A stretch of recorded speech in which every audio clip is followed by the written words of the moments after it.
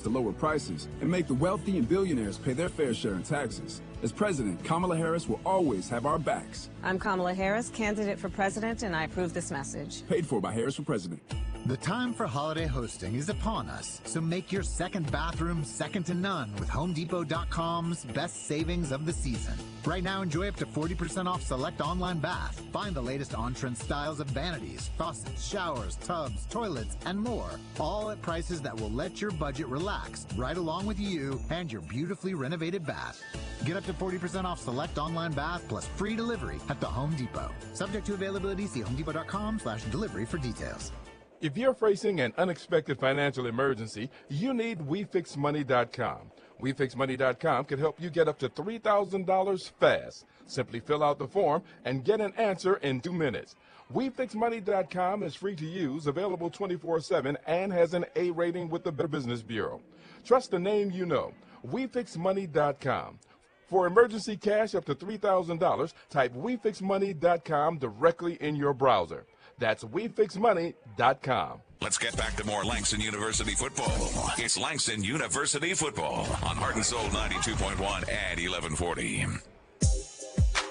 Welcome back to LU pregame. Maurice Prince, Gary Woods here. We're actually about 5 minutes away officially for the start of this afternoon homecoming game. Langston taking on the University of, North American University, otherwise known as NAU. Not to be confused with NIU. Everybody's like, NIU, they play in Northern Illinois? No. That's not, and that wouldn't be fair either. Right. How many even be close to being fair? Yeah, that's not their D1 program. Yeah. So exactly, going into that fact. So real quick, let's go back and let you listen to also another quick interview that was done with the Langston signal caller, Torrance Bardell. Here's his thoughts right now. There's no better way to start off your Langston homecoming but a little stand-up right here on the field with junior Langston QB1 Torrance Bardell. Torrance, this season has been an unprecedented season for this team, for yourself, for the coaches.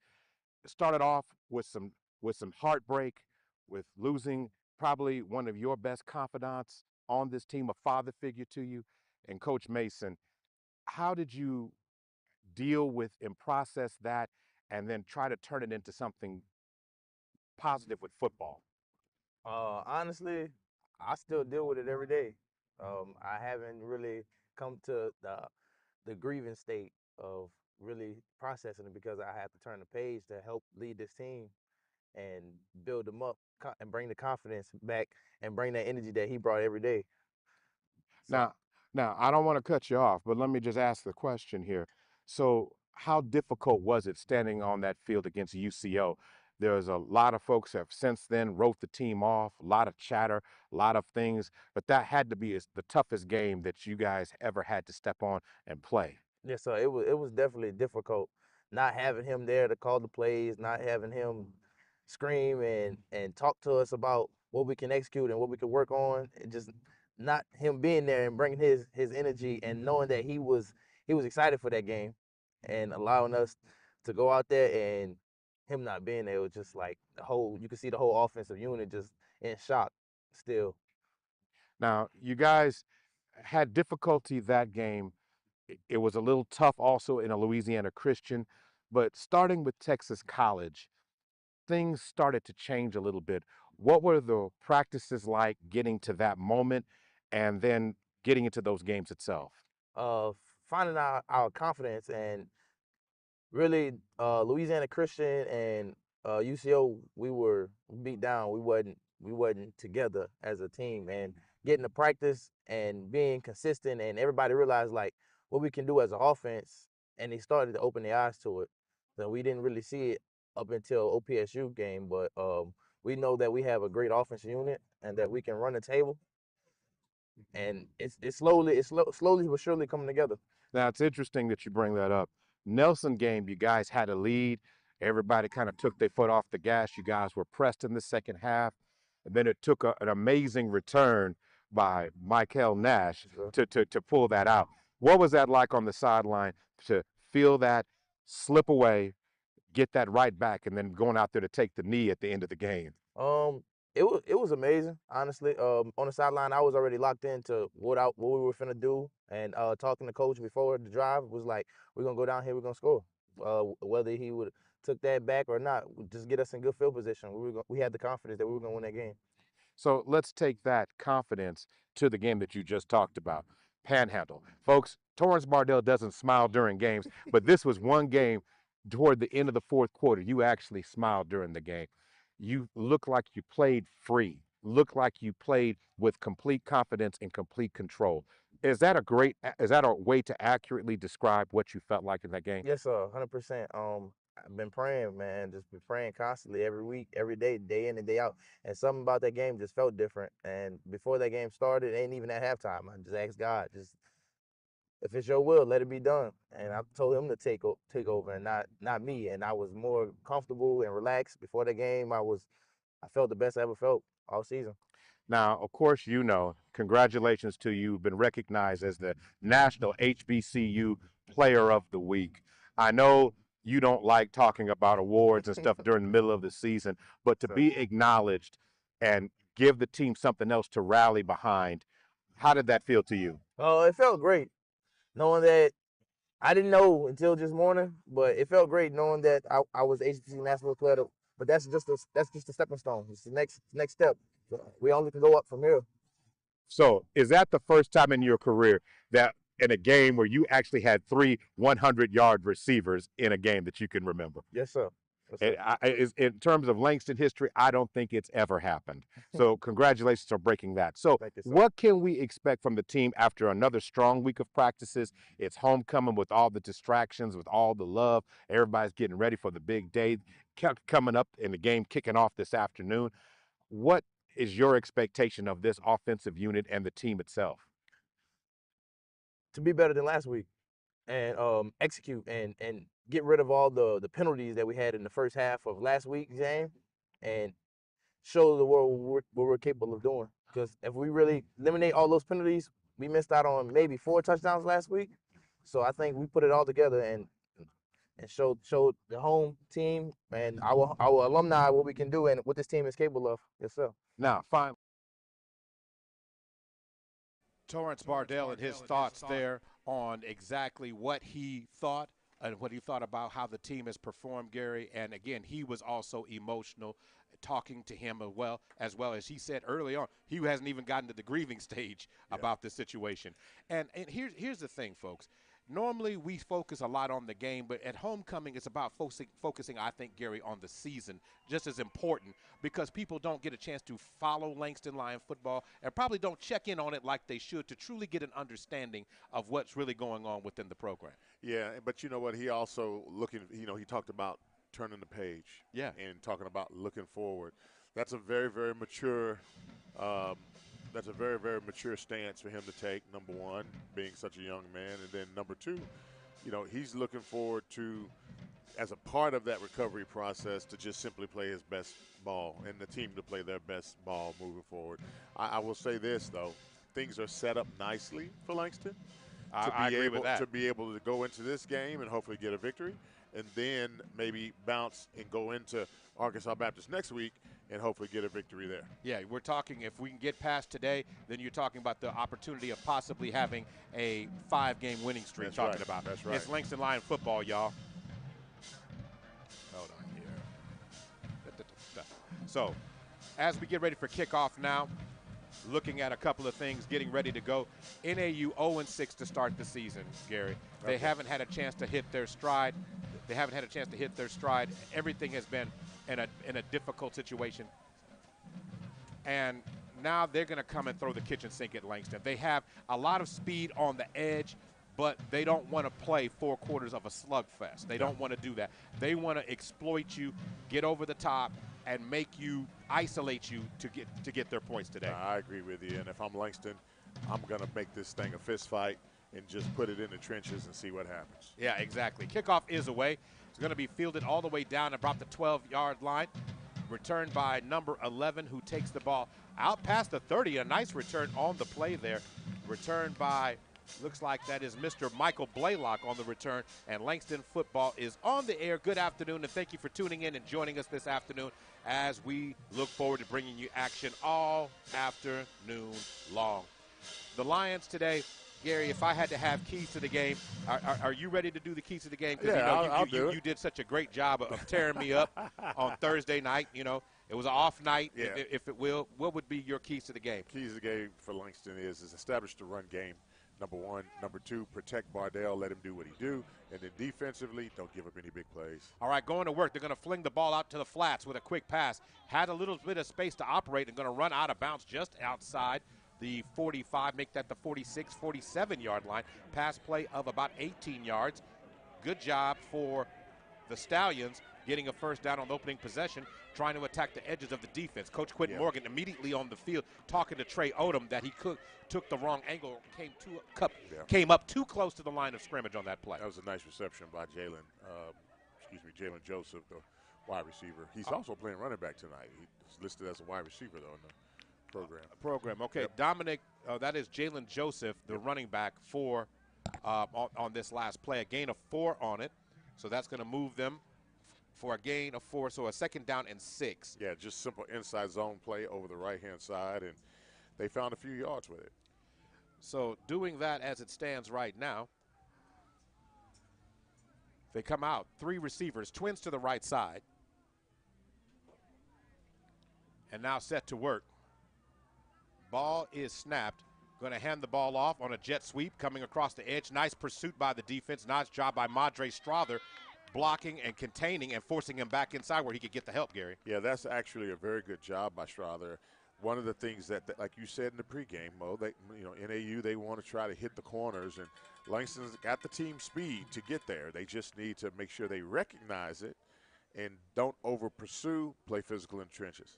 All right, going back to work, third down, an opportunity for the Langston defense to get off the field here. Damian Lowry and that defensive unit was so good in the second half of the game against Panhandle last week. Let's see if they can duplicate that, but they got to come out the gate firing. Ball to snap. They're going to put the ball in play, throw across the middle, and that time was a little bit too high there. Pass was done by Jesper Corkeline, and that pass is incomplete. Fourth down. They're going to have to punt this ball away. Yeah. Kenneth Apondi is the head coach for, of course, the Stallions. And back to receive the ball deep for the Lions, standing probably right about the 10-yard line, will be the hero right here at Anderson Stadium a couple of weeks ago, Gary.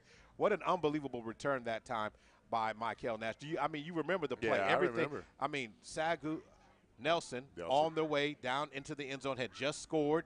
They thought they had all the momentum back on their side, and then all of a sudden Michael Nash turns, just was lightning in a bottle on that return. So the kick is away, and Nash looks like he's going to let it bounce, and that's a good idea as it takes a little bit of a Langston bounce on the field. Going to be brought up to the 22nd, or maybe, excuse me, the 17-yard line. So first down and 10. We'll get our chance to take our first look at the Lion offense today. Nash did a really good job there of using his judgment, seeing where the ball landed. He was standing with his feet on the 10-yard line, and, of course, the rule is you field it if it's short, but if it's long, let it go. But he saw that the hang time on that punt actually enabled him to just kind of back away. So now going to work. So first and 10, ball at the 17-yard line. Bardell leads this offense. 4 receivers, trips to the right, single back. 12:53 to go. Nothing on the board right now. Ball is snapped. Bardell fakes it and decides to pull it down and run. Bardell's at the 20, 25. He's at the 30. He's at the 35 before he runs out of bounds. Sir, please move those chains. First down, Langston, as he got loose on that play. Gary, nothing was going. They were coming on a blitz from the outside. He saw the crease in the pocket, made something good happen. Yeah, that typically happens. We had twins right, single receiver left, and then they motioned to quads, so it was an empty backfield. And so what NAU has done is that they basically emptied their second level, left it open for Bardell to take off. 3 receivers, single back. Here comes the blitz from the outside. And so they're going to bring the pressure again. This time Bardell eludes, dumps it over the top. And this time, nice coverage by the Stallion defense. Tackled that play by number 35 on the play. That is Jordan Robertson. And he got his hands and wrapped and brought down Logan Brown, who was coming out of the backfield trying to provide a target. But second down and 12 nonetheless. The Lions can still get back in gear on this next play. Yeah, the running back at that time, nice little dump play that Langston had. The blitz was on. And so Colbert did a good job of making that reception turn. I like to call that. Gary, the escape hatch because it was a dump. It was just in case this happens. Safety check down there. Ivory Wheelwright, making him shift into the middle of the field. Ivory with the burst down into Stallion territory at the 40-yard line. Sir, please move those chains. Ivory Wheelwright with a big play for Langston. Yeah, that was just a simple hitch play that Ivory caught, but he made 2 or 3 guys miss, and he showed a little shake and bake in the back end, which, again, I think if you just play catch, right, and get the ball into the hands of the receivers, they can make it happen for you. He absolutely can. Ivory Wheelwright had a heck of a day last week. He had 6 catches for 136 and 3 last week, Gary. 3 receivers again. Ivory Wheelwright isolated on the numbers to the right. Bardell has it. Fake to Tyler Travis.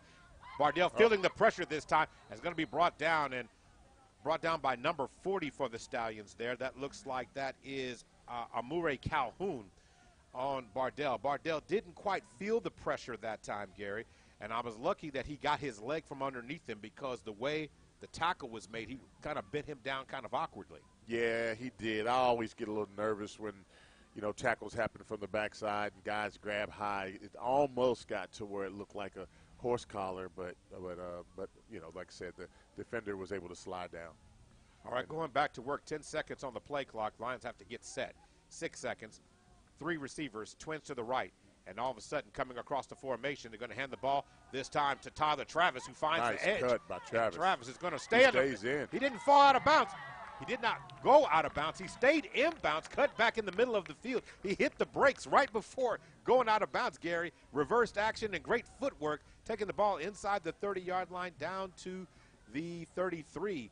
Not quite enough for a first down, but third down and 3. He did an outstanding job of showing some lateral movement there, a little shake and bake once he got to the second level.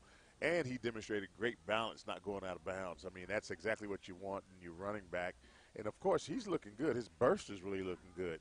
Tyler Travis had not ran for 100 yards in this season, but last week in Panhandle in the second half, he ran for an 80-yarder on one play. Ivory Wheelwright to the outside, a quick hitch pass, and it's going to be close to a first down, and it is inside the 30-yard line down to the 28. Kindly, sir, would you please move those chains? First down, Langston. 9:19 to go before the end of the first quarter, and the Lions are moving. They're moving.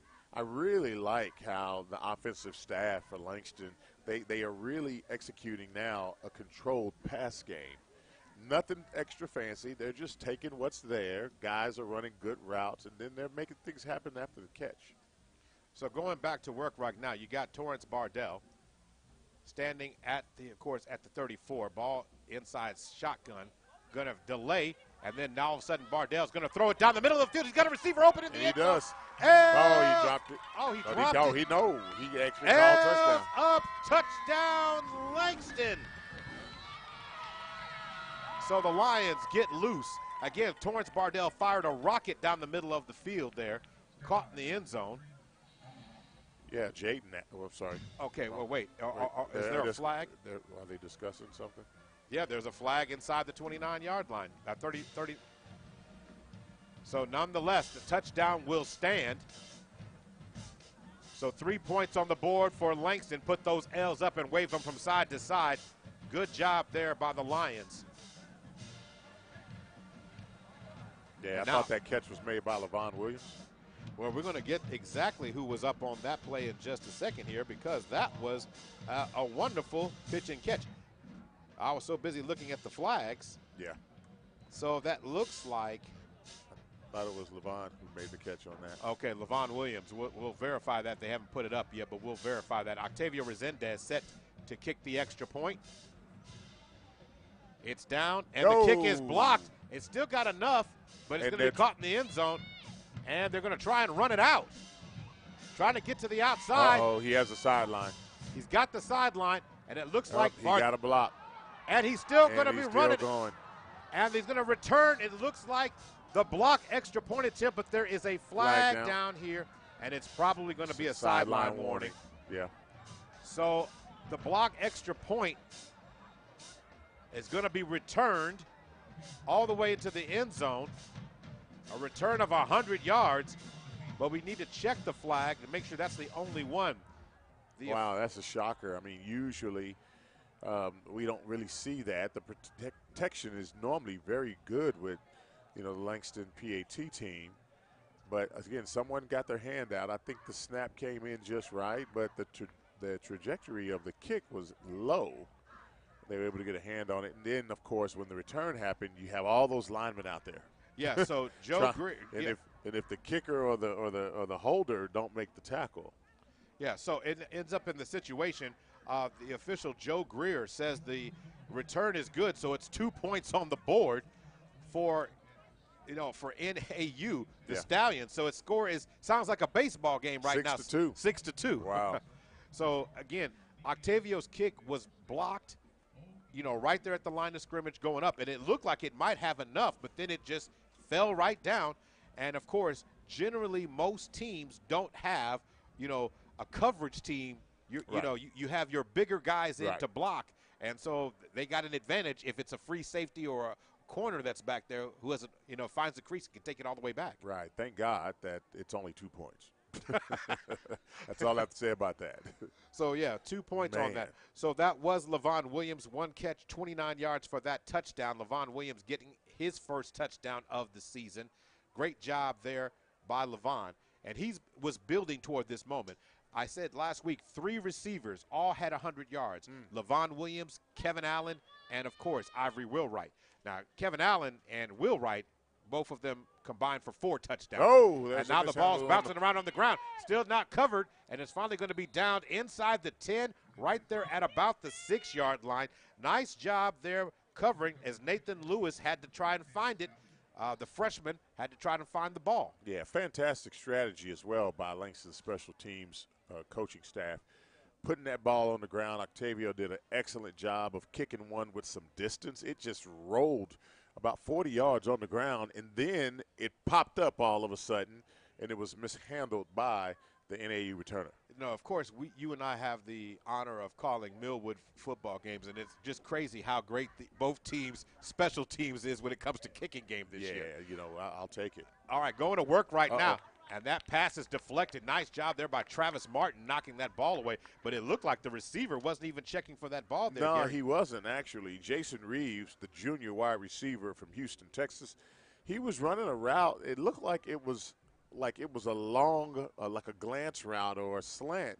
But the ball was coming out, and he hadn't even turned his head. And you know what? He was actually covered like a glove anyway by the Langston defensive back. All right, so in just a few minutes, we're going to get an update from the sidelines. So we're going to make sure we have all those things set to go here in just a minute. Going to work, 2 receivers. Ball is snapped, and going to work, trying to get to the edge again. That looks like that is Jalen Joseph, the team's leading rusher. Also, he plays a little bit in the slot as the receiver as well. So Joseph is such a weapon. They line him up in all different areas of the field right now. Yeah, and that was actually a very good tackle, too, by defensive end James Grace. I mean, he was hawking him down. 8:08 to go. And now we're set to go. We got 3 receivers, twins to the left. Ball is snapped. Going to step back in the pocket. And Corkeline looking for some daylight. This time he runs into a pack of Lions. Manages to get about a gain of 4 or 5 yards beyond the 10 to the 13-yard line. Setting up 4th down and about 3 or 4 yards to go. So the Lions will get favorable position, and you can count on Michael Nash to put the Lions right where they need to be on this. Yeah, at that point, NAU just needed some breathing room. And the quarterback was able to give that so that at least they would not be – well, he's standing on the goal line anyway trying to punt, but he would have been in the back of the end zone if he wouldn't have picked up those yards. All right, so we're gonna try and do that in just a second. We're going to check in with Jamin Dawson. Kick is away. Michael Nash. Very returnable. He's going to field it right there at midfield. He's into Stallion territory and then takes a shot late, but there is a flag on the play or on the field. There is an infraction right there at about the 42-yard line. So 7:08 to go in the first. Let's see what the officials have to say about this penalty. Any idea, Gary, or any thoughts on what it might be? No, I really don't know. It looks like it's in the area of holding or a personal foul of some sort. I mean, I'm looking at body language here, trying to gauge. So, and again, it's one of those long meetings. So. Yeah. I'm just playing the odds here on the call. It doesn't look like NAU is backing up, so they may be. So it's a legal block. Oh, against NAU. Against NAU. So that's going to help the Lions out in field position. The ball was at the 42. We're going to take it inside the 35 all the way down to the 32. It's a 10-yard penalty. So it will be 1st and 10 Langston from that spot. And the Lions, they're going to wind it, but they have yet to, okay, now they're coming off sidelines now. So they just started the play clock. So 25 seconds, plenty of time right now. So Bardell's getting his call verified. All right, so the Lions have 3 receivers, twins to the right.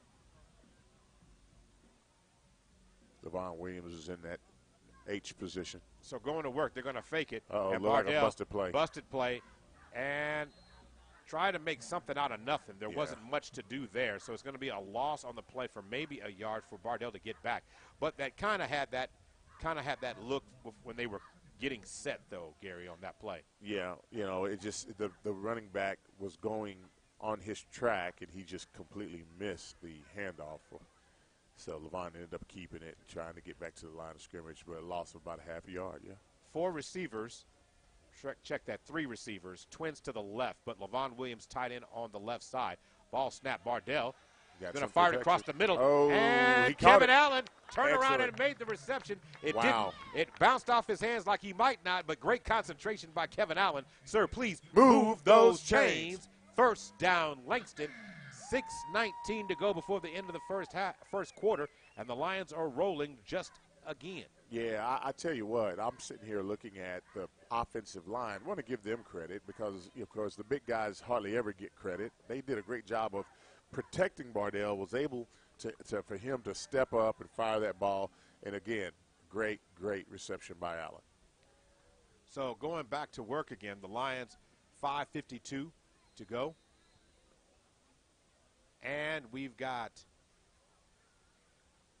looks like, double tight end, 2 receivers to the right side of the field. And going to work right now. Ball snap. Bardell has a receiver. Going to get to the end zone. Bingo, touchdown. Hills up. Touchdown, Langston. Wow, that was a great throw and catch and by Victor Bardell. Boggs getting his first touchdown of the year. Bardell continues his same energy. 2 first-quarter touchdown passes coming from Bardell. Yeah, Victor Boggs, wide receiver. He's a 6'1", 215-pound junior from Bakersfield, California. So going to work. So now getting those L's up again. And Bardell's going to go for 2 this time. And Bardell runs into the end zone. Nice. L's up. And the Lions get that 2 they lost on that last one. And that's something the Lions don't do very often. No, they don't. And it caught the Stallions off balance on that one. 14-2 is the score, Gary. Yeah, no, they lined up in that unbalanced set, which forced NAU to try to figure out how to align to it. But by the time they recognized it, it was too late. Bardell just walked into the end zone. All right. Being bumped only by his own man. So that's I like that. I like those types of conversions. We'll take a quick timeout. We'll be right back. You're listening to Langston Lion Football, brought to you by the Block Chronicle newspaper, Community Health Centers of Oklahoma, OERB, Tinker Federal Credit Union, and Community Health Centers of Oklahoma. Hi, I'm Mike Rowe, and it never fails. Every time I visit this state and talk to the folks in the energy business, I learn something world-changing. The technology here is bleeding edge, and so is the focus on the environment. As for the people, they're among the smartest, most innovative, most talented workers I've ever had the pleasure of meeting anywhere. They're busy keeping our modern life going. Not a bad career choice, if you ask me. See their stories at oerb.com/micro.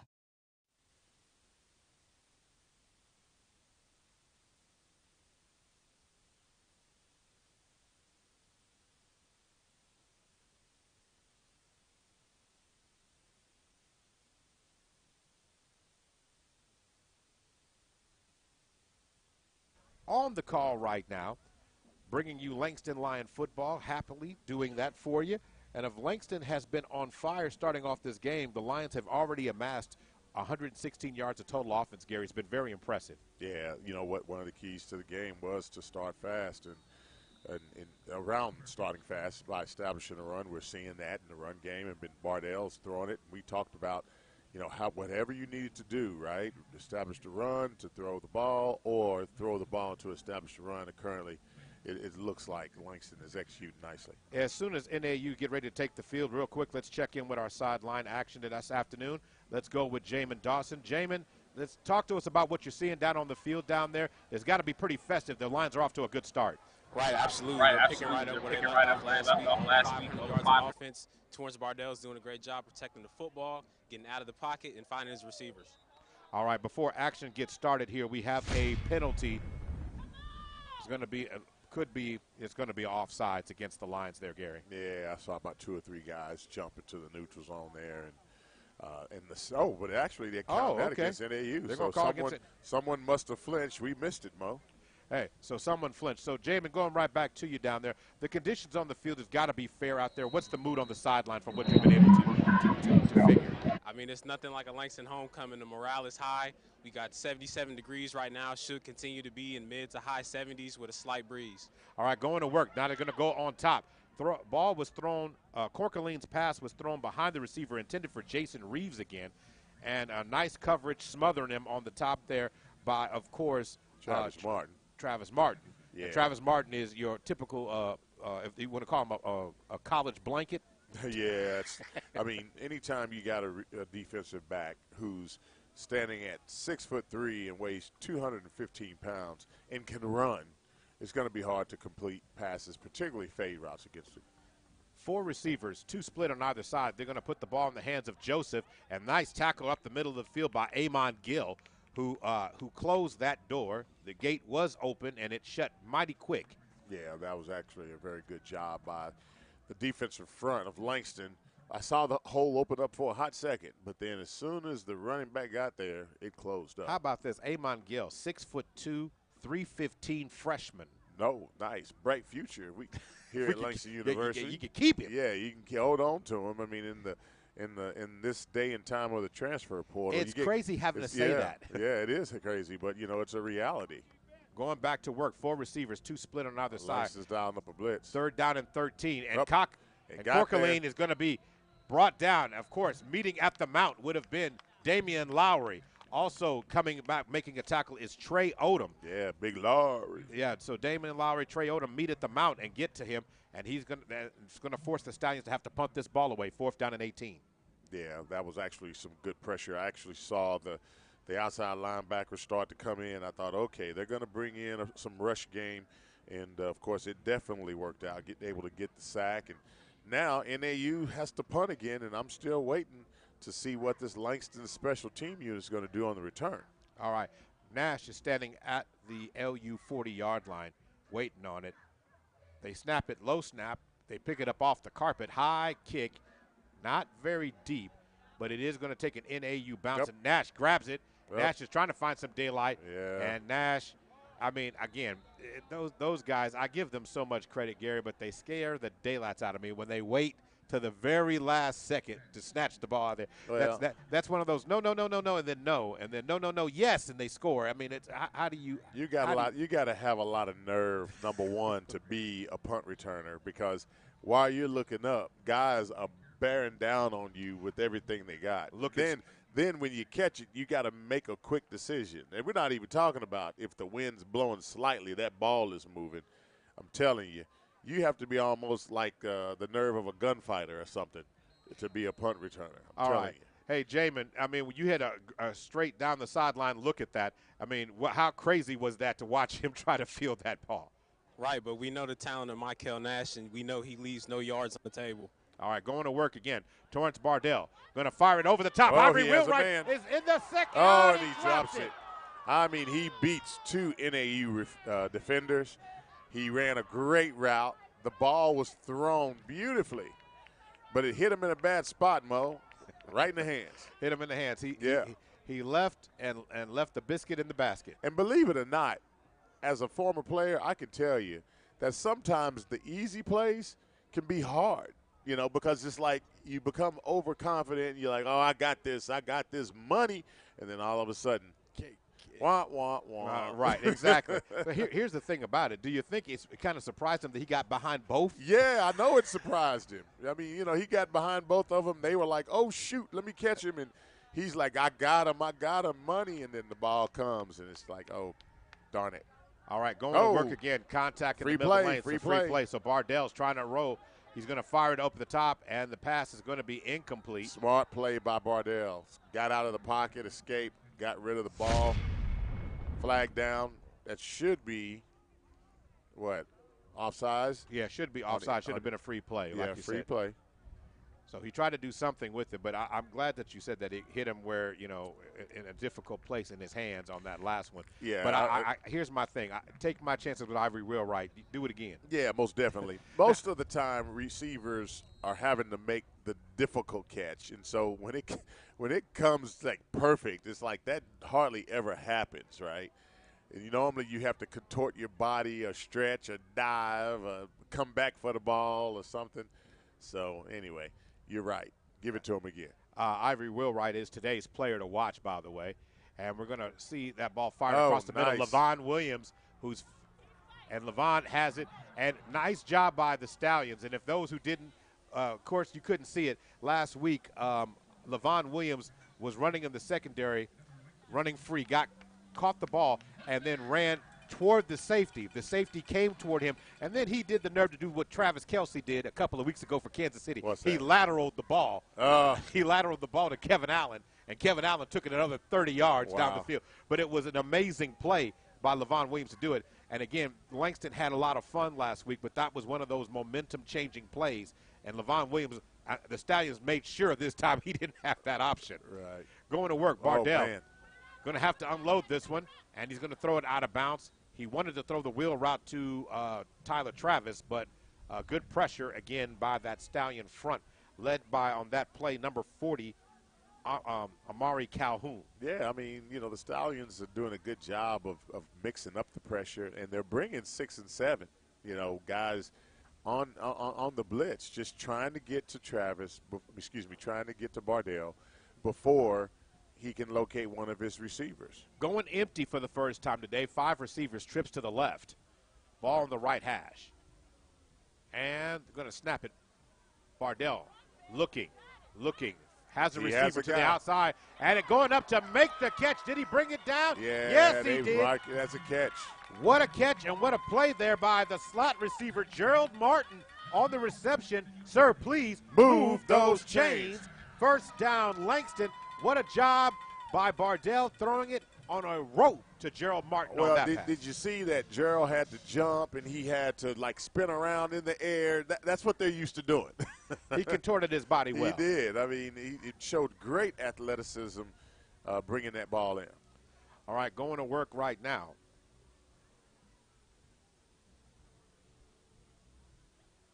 So. Oh, he has a man. Bardell's going to throw it deep again. This time he's going to overthrow. So going back to work. Yeah, Levon kind of was running the route, and he did one of those double move type action, and it threw the timing off on that play. He was supposed to just simply run like a post route, and the ball would have been there. But the defensive back for NAU did a good job as well, kind of disrupting that timing. If you know, one of the rules when I used to coach in the secondary, we used to always say, if you can disrupt the route early, we used to say get work early, then you won't be there when the ball gets there. All right, going back to work now. 2 receivers split, 2 tight ends. Going to hand the ball to Tyler Travis. Tries to sweep to the outside. Nice job by cutting him off there. Again, got about a yard. Got about a yard. And, again, Amari Calhoun, the senior defensive end on that right side, did a good job of containing. Yeah, got about a yard. They wanted to run that outside zone, and then it just keep getting pushed and pushed and pushed. So he got what he could. It was a good effort. So now going to work right now. 3 receivers. Check that, 4 receivers. Ball on the left hash right now. Dialing up blitz again. They're bringing 6 or 7 guys. Going to fire the ball deep into the end zone. Kevin Allen, that pass is deflected. Wow. That ball was slightly behind Kevin, but the defender did a fantastic job of breaking on the ball at the last minute and getting a hand on it. That was one of those deals where, it pays. There's a drill that we always do where they say, hey, you need to come back to the ball, catch it at the highest point, because you're not the only one making a play on it. So, again, that was close, but no cigar. So staring down 4th down and 10. Lions are going for it. Trips right. Motion to Trips. And before things get started here, it looks like we got a timeout on the field right now called by the Lions. So we'll take a timeout here as well. You're listening to Langston Lion Football, brought to you by the Black Chronicle newspaper, Community Health Centers of Oklahoma, OERB, and Tinker Federal Credit Union. Oklahoma City, I'm Miles Perry, and who wants to win $10,000? First of all, you got to be a high school senior in the Oklahoma City Metro. Second of all, you got to hit that QR code down at the bottom. Third of all, this is brought to you by Love's Travel Stops and Country Stores and Perry Publishing Broadcasting. And don't forget Superprint.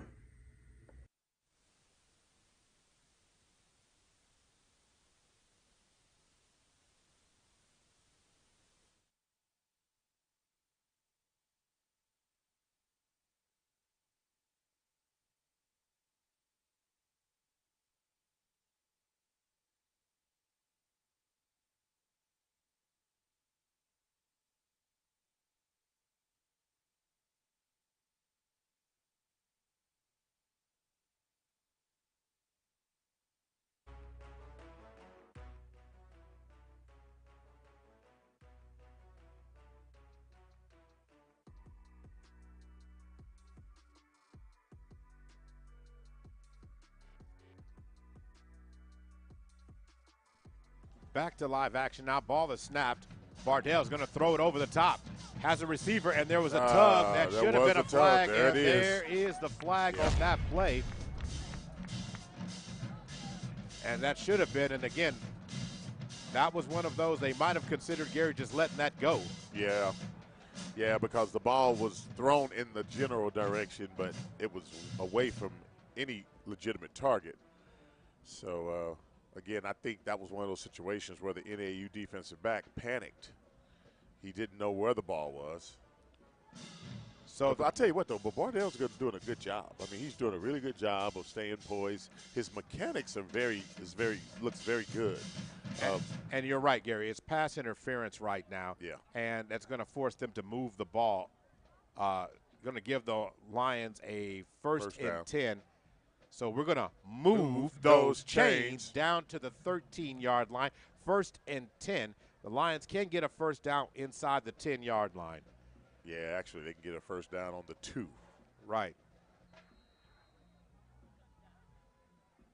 So back to work again. Low jet snap. sweep. And jet sweep coming across the edges. Kevin Allen, he's at the 10, he's at the 5. Get those L's up again. Yeah. It's a touchdown for Langston. And Kevin Allen on the jet sweep. He's going to get a penalty after the touchdown.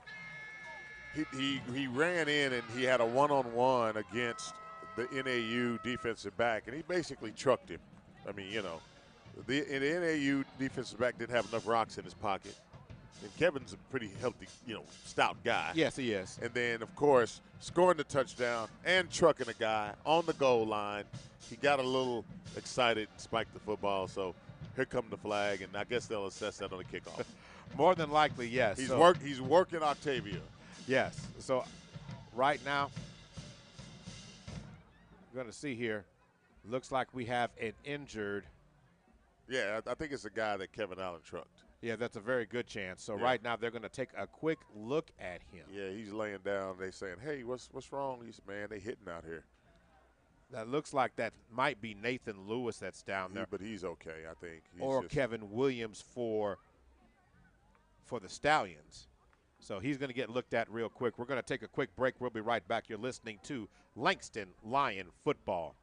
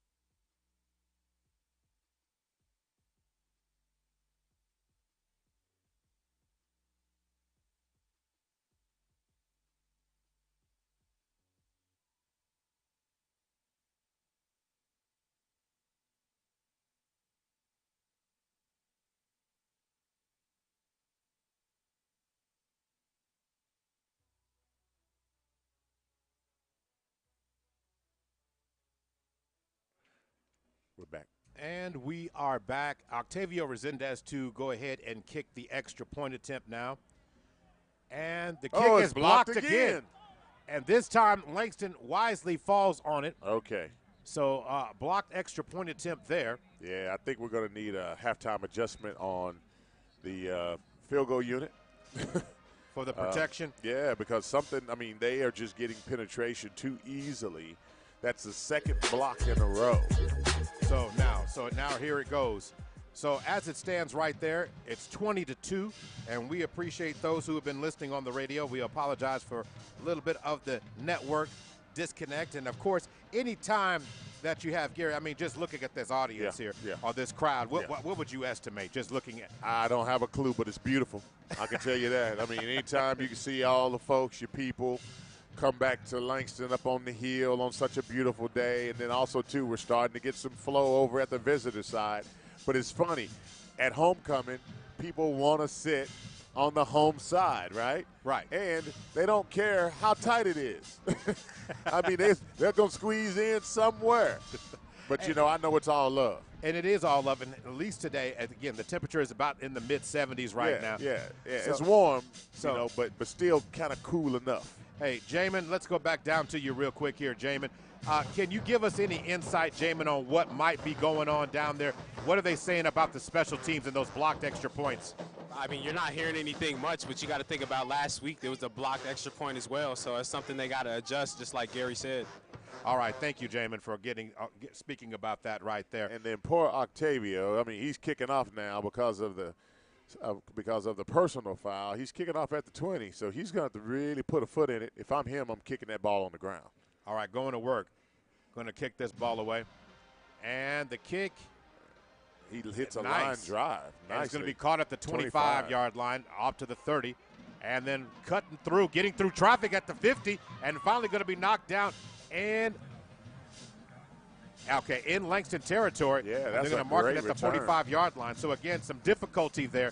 And special teams has kind of been a special factor. 20-2 doesn't sound like it, but Gary, the way NAU has been able to perform, blocking 2 extra points, now in the return game, getting some great field position, their special teams might be giving them their heartbeat right now. Yeah, it is. It's kind of giving them an opportunity. This is the best field position all game so far for NAU. And, Langston really needs to see. Let's see if they respond. Let's see how they respond. 3 receivers this time, right up the middle to Joseph. Joseph looking for a crease, and this time going to be brought down right there at about the Langston 39-yard line. Yeah. Looks like a gain of about 6 yards. Yeah, so 2nd down and 4. Good run by Joseph as he ran off tackle on that play. Yeah, one of the things I was sitting there noticing, I was watching the offensive and defensive front, the trenches, right, where they do all the battle. Langston does a good job of coming off the ball, but they're not necessarily doing a good job of getting off blocks, and that's something that they need to do. And then also, too, NAU on that particular play is doing a good job of getting up on the linebacker. And that's something that Langston needs to figure out. Jesper Corkeline, the quarterback. Jesper drops back, is going to throw it across the middle on the slant route. And that pass. And Travis Martin, who was smothering once again Mr. Jason Reeves, almost one-handed it. He was covering him like a blanket, man. I'm telling you, he's all on top of him. Did a good job of getting his hand in there, deflecting the pass. Almost had the interception, but with the deflection, it deflected behind them, So, again, great effort. 3rd down and about a long 3. 12.5 seconds to go before the end of the first quarter. 20-2.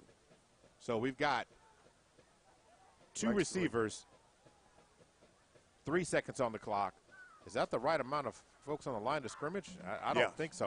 Maybe not. You got the flag. So Corkeline's pass is going to be caught, and this time he's going to be brought down by Keelan Mosley. Yards. He actually is a loss of about 3 on that play. So likely Quentin Morgan might decline this. Now that 4.9 seconds, but again, that didn't look like the right amount of man on the line of scrimmage. Yeah. Let's see what the official says, head official says. So Q has expressed his desire. So illegal procedure against the Stallions, and that penalty is going to be declined. And that's going to move the ball back on the north side of the Langston 40-yard line to the 43. So 3rd down and 3 now, Gary, is 3rd down or 4th down and 8 because they declined the penalty. Yeah. So 4.9 seconds, that's going to be the last few seconds tick off the clock, 2-1, and that is it. And at the end of the first quarter, Langston's up 20-2. We'll take a break, and we will be right back. You're listening to Langston Lion Football, brought to you by the Black Chronicle newspaper, Community Health Centers of Oklahoma, OERB, and Tinker Federal Credit Union. Life is challenging enough, and college even more so, but banking shouldn't be.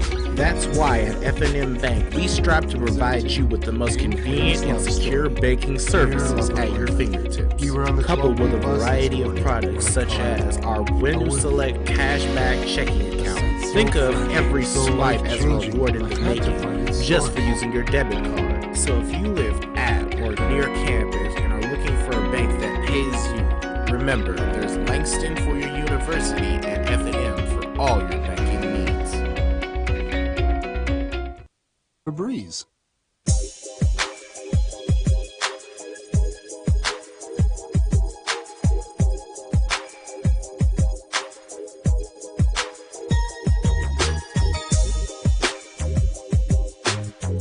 You're listening to Langston University Football on Heart and Soul 92.1 and 1140. Time to start the second quarter here at Anderson Stadium. Homecoming this afternoon. Maurice Prince and Gary Woods holding it down. Again, if you're listening on your radio this afternoon, thank you very much. But we're going to invite you to watch this game stream live on PPBC TV and streaming on the YouTube page, PPBC TV. And the Lions nearly get a block. And this time Nash is going to let it take a bounce, and this time it's going to bounce out of bounds inside the 10-yard line. That's going to end up being a heck of a punt there by number 33, Cristobal Salgado. The Houston, Texas product kicked that ball and placed it inside the 5 or right at the 5-yard line. So we 1st and 10 for the Lions. Taking a look at the stats at the end of the first quarter, the Lions ran 19 plays, Gary, for 160 yards. Bardell threw for 133 yards, and the Lion ran the ball for 27. On the other side for the Stallions this afternoon, we are seeing that they have had the ball. They have run officially 13 plays for 23 net yards offense so far. So we're going to have to see them pick it up here when they get the ball back on the offensive side of the ball. Want to make sure. Yep. Well, Lions, they got their backs against the wall here. Ball on the 5 yards. Bardell standing inside the end zone. 4 receivers, trips to the right, and this time coming out of the backfield, looks like he's running outside there. It's number 22, and before that is passes caught to the outside by Ivory Wheelwright. Did not drop that one. No, just nice little throw and catch. Wheelwright just ran a quick out just to give us a little breathing room. So out at the 8-yard line now. So it will be 2nd down and should be 2nd down and about. Okay, I'm trying to understand why. Well, they're going to say at the 7-yard line, but okay, I guess that's where it is. So a gain of 3. So 2nd down and 7. 3 receivers this time. Ball snap. Bardell's going to put it in the belly. Oh, he's not. Nice play fake to Ivory Wheelwright on the slant route. Yeah. Great play, great design on that one. Had me fooled completely. Ball out to the 20-yard line. Sir, please move those chains. 1st down, Langston. Yeah, no, that was actually a well-executed play. I didn't understand what he was doing because he faked the zone and went right. The zone read went right. I thought he was going to try to keep it and make a play with his feet. But then all of a sudden, Wheelwright comes across the field on that slant, and he was able to knock it down. All right, going to work this time. Right up the middle. And going to get back to the line of scrimmage or maybe lose half a yard there. Yeah. That was number 22 for Langston. David Hall. And David Hall is going to – I'm glad that he had a good week of practice. Coach Q had said that, one of the things, because Hall has fumbled in back-to-back games, that, he said that he has to have a stellar week of practice to get any reps. Well, he must have bounced back on the practice field because he's in the game now. But I would like to see him put his foot in the ground and get north and south versus running sideways. All right, to David Hall again. This time he cuts up the middle of the field. He's at the 30-yard line. He's at the 35. He's at the 40. He cuts back inside at the 45, at the 40, and he falls down at the NAU 35-yard line. Sir, please move those chains. 1st down, Langston. A gain of, looks like 47 yards on that run there, Gary. Yeah, he did a much better job on that inside zone play. He put his foot in the ground, like I just said. It's almost like if you put it in the air, they'll receive it. He put his foot in the ground. He hit. He only made 2 cuts, right? You know, and that's when he got at the second and third level, you know, and that's what you want. You want to accelerate through the hole as fast as you can. Get to that second level, then you can dance, shake, and bake. 3 receivers, twins to the left. Bardell has it, drops back in the pocket. Bardell is going to fire one deep, has a receiver open in the end zone. Boom. L's up, touchdown, Langston. And going to work again, a little bit more celebration. And this looks like it's Ivory Wheelwright who dances in the end zone. Yeah. I mean, the officials, it wasn't, he was by himself, but I guess a little too much celebration, a little too much dancing, Gary. I don't know. Well, maybe these officials don't like rhythmic receivers. Well, they're well within their right to be able to call that, you know, personal foul, unsportsmanlike conduct. To some degree, it's like taunting, but it just is what it is. So they're going to assess it on the kickoff. Again, Octavio is going to be kicking it from the 20. All right, we're going to check in with Jamin Dawson following this extra point attempt right after this. So here we go. Octavio would like to see one go through the uprights. Yeah. If they could get that.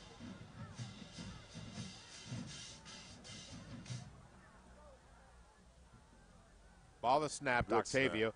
This time through the upright it goes, and the extra point is good, and the Lions are not up. Now up 27-2. Let's check in with Jamin Dawson right there on the sideline. Jamin, first of all, the thoughts that you have on that touchdown and that play, and then take me through the extra point attempt. All right, well, the play, you're bringing in tight ends for extra protection, giving Bardell a little more time to get that ball off. They tried that play earlier with Ivory Wheelwright going up the seam, but that time they connect, and, of course, we see the extra point go in. It's a good sign moving forward. All right. Now, that extra point, were there any adjustments that you could tell that allowed us to get that successful extra point? We've had a couple of them blocked today. Right. It looks like they have Janelle Langley over there lined up at H-back, kind of behind on that left side of the line, giving Octavio a little more time to get that kickoff. Thank you so much, Jamin Dawson. Gary, that's what you're going to have to do. You're going to have to bring in your better blockers. So if that's Janelle Langley, number 82, if that's who you got to bring in there to make that happen, that's going to be an important job. Whether that's Logan Brown, but you got to bring somebody on that other side to help secure it, because they've snuck through and broken through and got 2 of them. And again, Octavia's going to have to kick this ball away from the 20-yard line. Yeah, and then also, too, another thing is those linemen that are in there, they really need to dig in and lean forward after the snap. Oftentimes what happens is they just assume that, it's going to be the usual, give initial pressure and then stop and try to get your hands up. But instead, NAU, they're actually trying to penetrate the line, and they're trying to get on the ball as fast as they can. All right, and here we go, Octavio to kick this off. And the kick is away, hung up in the air, and is going to be caught inside the 30 at about the 27-yard line. This time, great tackle. Spinning and then brought down. That was kind of painful looking for Michael Blaylock on the return. Yeah. Hopefully he's able to get up. He spun into the hit. Yeah. And it looks like he's down. He's down. Yeah, Cynic Brown came in, defensive back freshman from Wagman, Louisiana. He came in like a rocket and kind of made it. The tackle was a little low, and it appears that the NAU returner is down. All right, he took a shot there. Yeah. Even head coach Quentin Morgan's going out to check on him, because that young man, he kind of spun into that hit by Brown. Yeah, he did. And it was hard enough to where I kind of cringed when I saw it. Yeah. It's like, golly. Taking a look at the scoreboard from across the country today, going on in Norman right there, and there's going to be some folks not happy with this one. Oh, no. 35-9. Oh, ouch. 35-9, South Carolina up. South Carolina is taking it to the woodshed, huh? Yeah, with 3:55 to go in the fourth quarter. And, of course, those who were watching in Corvallis yesterday, and BYU versus Oklahoma State. That was another beat down. But it was a little bit closer, though. It was closer. At least it was a 3-point. It was closer than I thought it was going to be. But notice they finally got some positive yards from Ollie Gordon yesterday. Man, let me tell you, but they still lost. And here's the thing. I don't think people up in Stillwater are very happy right now. No, I don't think they are. Yeah. And that's The and trainers. And it doesn't make any sense. Oh, they had to carry him off. They had to number carry him 11. off the field. Yeah, so, again, that is Michael Blaylock, the free safety sophomore from Dallas, Texas. If you were watching, you would have seen exactly what happened to the young man. As he was cutting up the field, he had an opportunity. Let's go in with Jamin Dawson. Jamin, that was kind of an ugly hit for Mr. Blaylock. Right, absolutely. That kicking team was starting to squeeze. Somebody grabbed his shoulder, which spun him right into that last tackle. So that was a hard collision, but good to see him getting off the field. All right, back to live action now. Corkeline has it. Going to do a jet sweep to the backside. And, again, he was able to escape the initial tackle. Gets around Damon Lowry, reverses field position, and there's going to be multiple flags on the play before he has to dance out of bounds on the play. So multiple flags on the play, multiple infractions. Yeah, I think it's going to be a holding on NAU. Isaiah Smith was trying his best to get off a tackle, and it looked like he was stuck to the NAU defender. I mean, a receiver like glue, right? Right, I mean, exactly. It looked like okay, there's too much Velcro there, buddy. Yeah. So it's going to be holding against NAU. 12:08 to go. 27-2 is the score. Langston on top. Armani Wise and Damian Lowry tried to get their hands on Tyrell Williams, who reversed field position when he saw the gate almost closed there by Armani Wise. But once he got around D'Lo, he had a chance. So nice job there by Smith, at least making a play there. Yeah, it would have been a loss of like almost 15 or so. I mean, he was way back there on that one. Way back there. All right, going to work again. Corkeline has it, going to hand the ball off to Joseph. Joseph running right up the middle of the field. This time it's going to be brought down by Damian Lowry after a gain of 5 or 6 yards. Nice job again by the defensive line. Damon Lowry, D'Lo as we know him, getting to double-digit tackles, Gary, for the first time this season. And you have to merge that and really talk about how good that is, just simply based upon how strong of a performance that James Grace had last week. I mean, I had to coin the phrase James Amazing Grace because of the way he's been playing. And, again, he has the ability to open things up for the team. Grace has a great motor, and he allows the defense have to account for him. Therefore, Damon Lowry will get a more of a one-on-one match. Yeah, last home game, I actually spoke to that young man, and his parents, they listened in, and they were tickled that we called him James Amazing Grace, and they said they were just so happy and pleased with his play, and great family, great young man. Yeah, met his father last week. He came up to Panhandle and came up and shook my hand and told me to tell you hello as well. Oh, so awesome. So nice job by what we like to do is tell the stories of these young men, and that's something we get to have a little fun with. Oh, free play. So before things get started, multiple flags on the play. So Armani Wise shaking his hand there. Looks like he's trying to shake it off. I don't know if something got stepped on or whatever the case may be. He's going to check out of the game. And into the game goes Amon Gill. Going to have to get his hand looked at. We're going to have to ask Jamin Dawson to keep up on what happened with Armani Wise on that play. He's going to get checked out by the trainer down here, right here in the middle. And they're going to actually look at his hand there a little bit. And so the penalty is holding is going to back them up. And so those yards are getting marked off now. It's going to move the ball inside the 45 back to the 42, setting up third down and what will be 14 yards to go. 10:40 to go before the end of the first half, 27-2. Homecoming off to a wonderful start, and it's going to take another crescendo up, Gary, at halftime. Are you looking forward to the Langston University Marching Pride? Oh, man, can't wait. I can't wait to see them. That's one of the favorite parts of the football game is watching the band, particularly here at HBCUs. All right, going to work. Going to fire that ball to the outside, and it's a low. Catch? And they're going to say he got down there to get it. Nope. The umpire rules it off. The catch, they said it was no good by Lance Matua-Kellum. Okay. And at the end of it, then another flag comes in. And that was a late flag. So we're going to see that from the – trying to see here what's going on. Trying to get a call here while we looking at that situation right now. Waiting on Joe Greer's call. So it's unsportsmanlike against Langston. And, really was not going to try and mention it, Gary, because every time you mention it, it becomes a sore.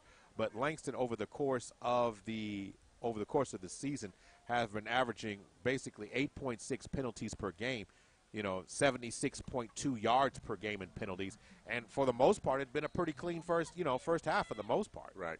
I mean, well, it is, but it hasn't been because of the unsportsmanlike behavior in the end zone. And a timeout has been called right now, and it looks like Langston's calling a timeout, and it looks like Coach Morgan is going to address the team about these silly penalties because that's what you're not trying to go back to start having again. And that's the thing that I was going to say is that in the field of play, right, there's not been a lot of penalties on Langston, but where there's been penalties, it's been in the areas where they could definitely control. It's really about controlling their emotions. So the celebrations and the spiking of the football and all of that sort of thing, that is just a matter of staying locked in. And I know that, you want your players to be aggressive, but you also want them to have controlled aggression. Yes, you do. Controlled aggression is the key. F&M Bank at the stadium, on the road, or at home. F&M Bank is your biggest Langston Lion fan. And with our mobile app, we go everywhere you go. Of course, you are always welcome to stop by any one of our 8 locations to experience community banking at its best. Let's go Lions. F&M Bank, www.fmbankok.com. Member FDIC. Message and data rates apply. Back to live action. 4 receivers. Trips to the right side. Another flag is going to be thrown on the play. And they're going to throw it to the outside. And nice defense on the back end there. And I'm trying to see here. That was number 46 for Langston on the play. Yeah, Cameron Owens. Cameron Owens. Yeah, 5'10", defensive back from Atlanta, Georgia. So the freshman getting a chance to make a play, but that penalty is going to be offsides against the Lions. And just when I was going to say that, so officially in the game itself, Langston's starting to rack up more penalties now. Didn't have a lot of them going into this, but I count them now as that their 5th penalty of the first half. Going to work now. 4 receivers going to hand the ball off, trying to find a crease, and a great open field tackle job that time by Madre Strother, who smothered the running back Nathan Lewis on that play. I mean, the defensive front executed like they should. Every gap was full. There was only one. Strother came through there as the running back got into the hole there, and he filled it. And I think, is it a tackle for loss, or was it? Yes, it's a tackle for loss. So great, second down and 6 now following the play. 4 receivers, twins on either side for Corkeline, Jesper Corkeline. Ball is snapped. Corkeline's going to put it up. Rolls to the near side. He's going to fire it. And the pass is intercepted. What a play that time by Langston defender number 24. So that has to be. So I got to see Glaspie. That is Glaspie on the catch there. It's Glaspie, number 24. So Glaspie making the play for the Lions on that play. But he got into action there and made a tremendous reception, Gary. He read the defense and made the play. Yeah, he had a nice break on the ball. I mean, I was sitting there looking at the quarterback for NAU, and I was thinking to myself, is he going to get out of this thing? I mean, a lot of pressure. You know, he had Grace on him, and then all of a sudden he thought he had an open receiver, and it was like, now you see it, now you don't. So number 24, Breshad Glaspie on the play. So that's what we've got there. Okay. So we got that worked out here. And now going to work. Back to work goes Torrance Bardell. Bardell steps up in the pocket. And he's going to fire one deep. He's lofted deep and trying to make the play in the end zone. Did he make the catch? Yes, he did. Rails up. Touchdown, Langston. What a play. Ivory Wheelwright. Is that Ivory Wheelwright? Yes, Ivory. Ivory Wheelwright, what a tremendous catch. Jamin, you got to tell me about that one, man.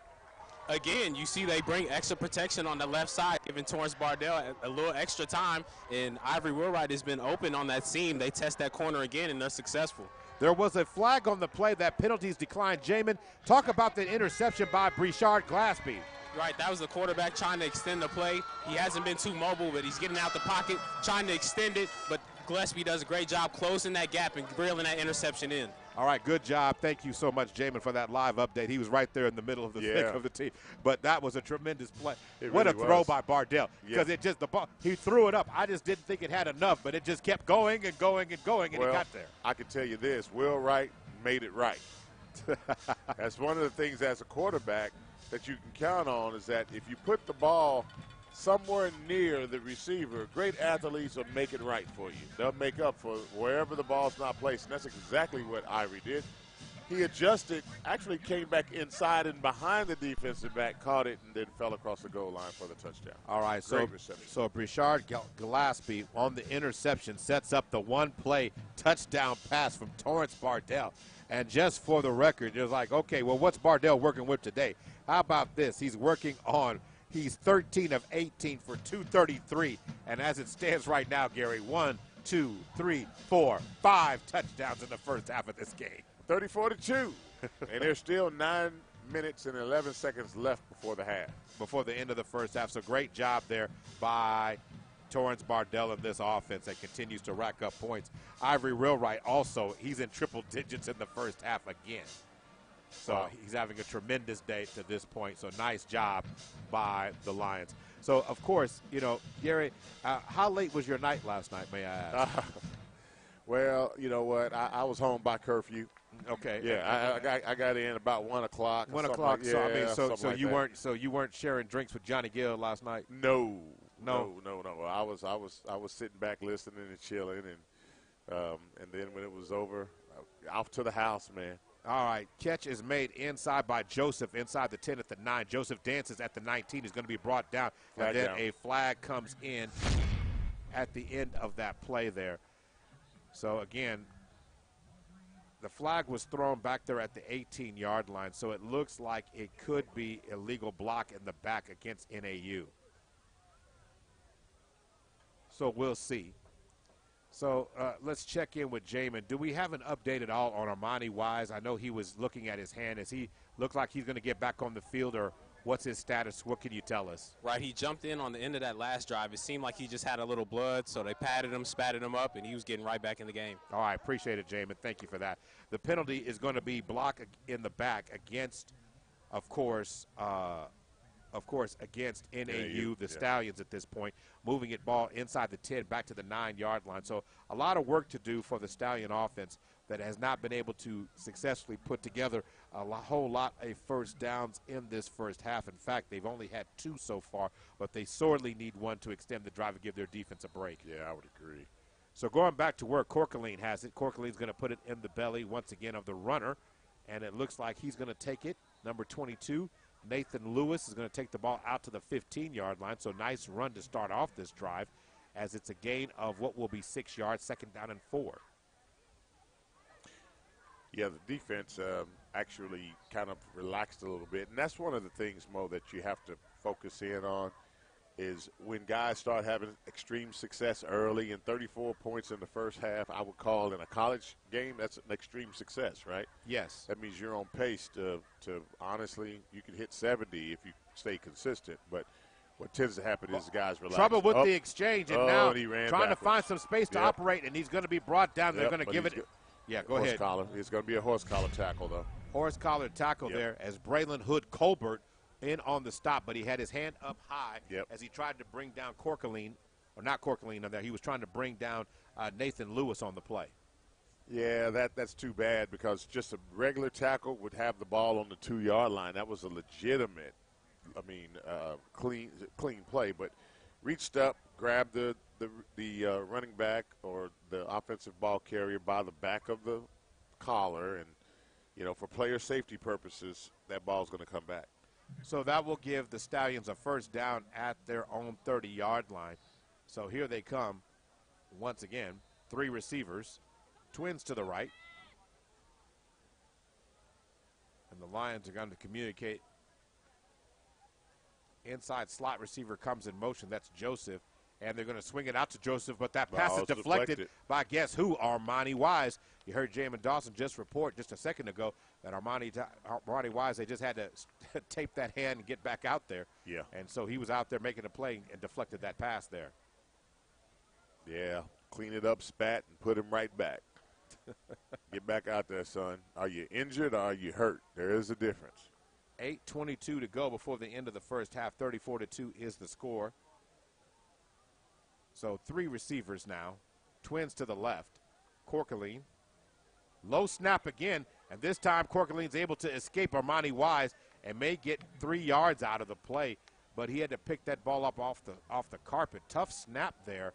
Back-to-back snaps have been low and rolling around on the ground for the Stallion offense. Yeah, that's probably a byproduct of the intensity of the battle that's happening in the interior line. So 20 seconds on the play clock, 7:56 to go. Stallions looking to extend this drive, converting this third down. 3 receivers, Twins to the left, single back. Ball at the left hash. Jesper Corkeling gets it, tries to find something to do with it. Going to let it fire across the middle of the field. Oh, that pass, too short.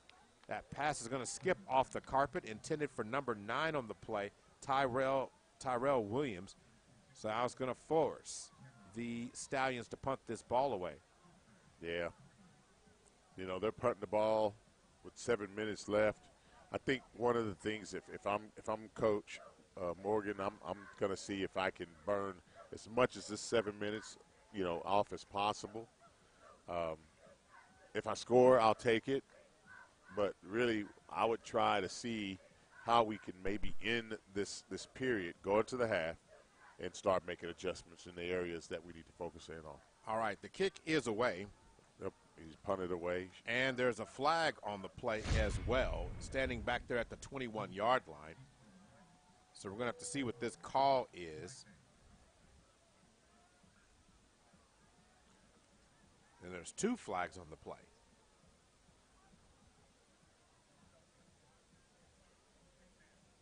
So too many men on the field is going to be the call against Langston right there. Really? So a participation infraction coming their way. So that will move the ball backwards, a little bit of yardage here. But let's see here. Will that give them enough for a first down? Or they're going to re-kick it. So they brought out number 33 back again, Cristobal Soldado. But that gain of 5 will put the ball right at the 38-yard line. So 4th down and 2. So the Lions are playing this as if it's going to be a play fake here. They're playing it like it's real.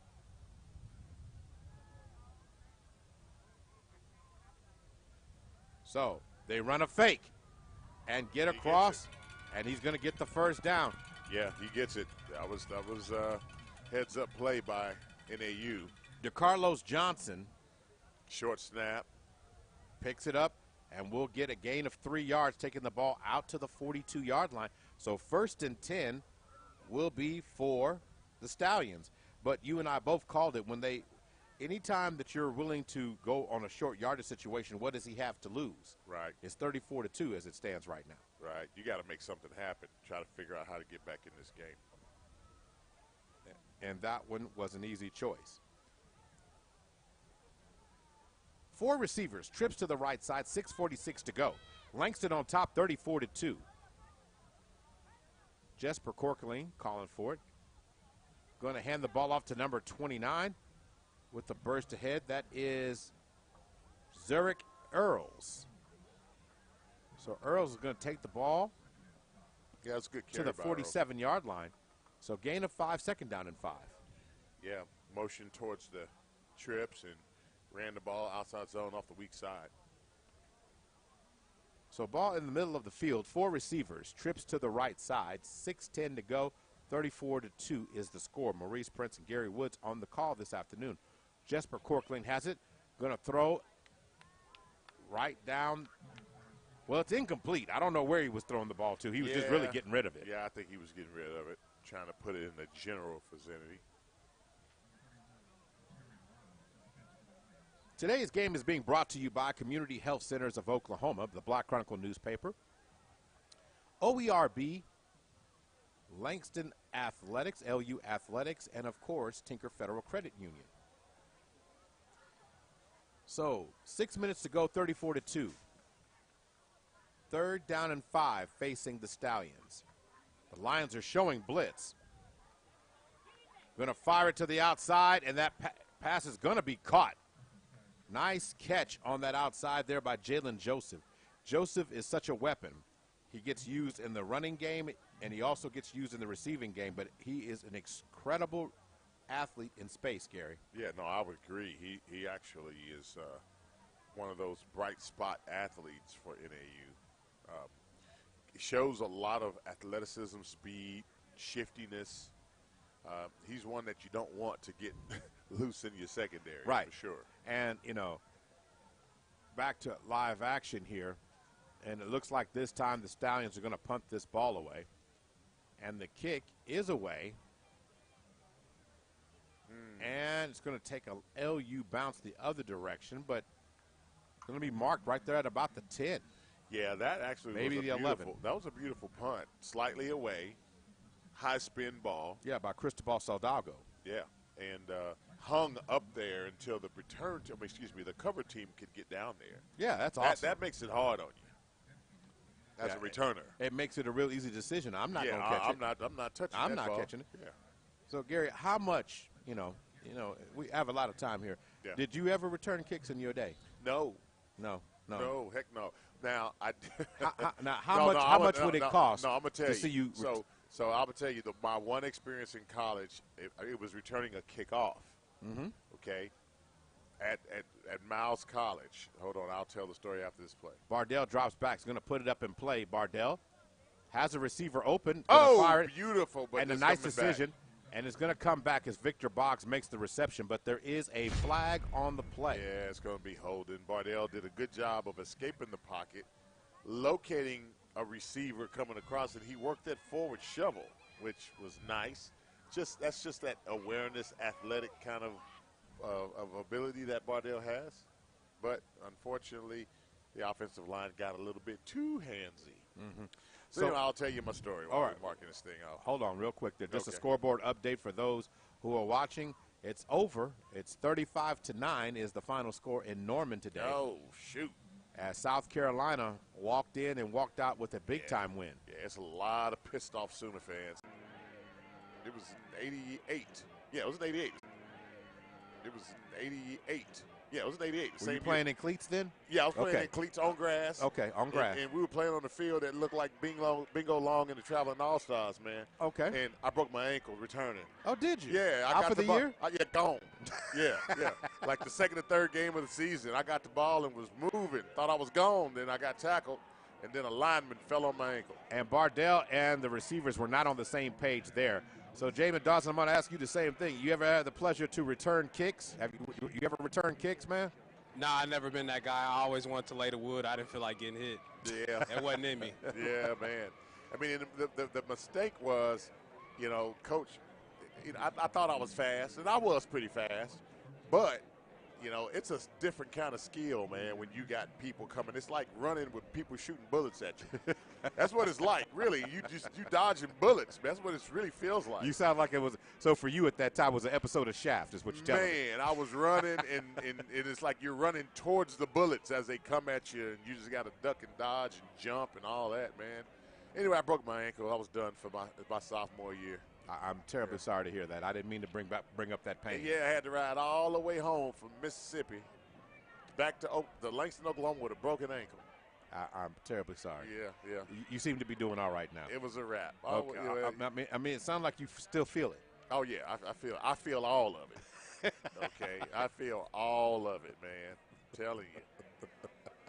That's the payoff when you play college ball, man. It returns to come. It returns. So it's still a return. Oh yeah. It doesn't have to be Halloween for it to come back. No, it comes back when it feels like it. Bardell with the wide receiver screen with a convoy in front.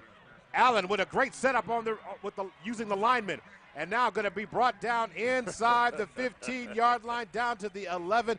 A gain of 24 yards. Sir, please move those chains. First down, Langston. Jamin Dawson, you got a good look at that one. Kevin Allen set that up all the way. Right, he did. He got a good pick route from number 80, and he followed his offensive lineman all the way down. He's shifty. You see the talent from the senior receiver right there. All right, Kevin Allen doing his work on that play. Now, you got to slow this play down a little bit because those linemen, they were running about 30, 40 yards. They're not used to that. You got to give them a breather. A couple of them might need an inhaler. 2.5 to go. Just saying.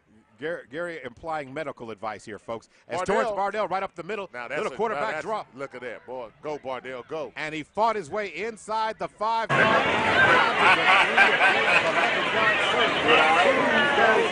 That run is good for another Langston University. First down!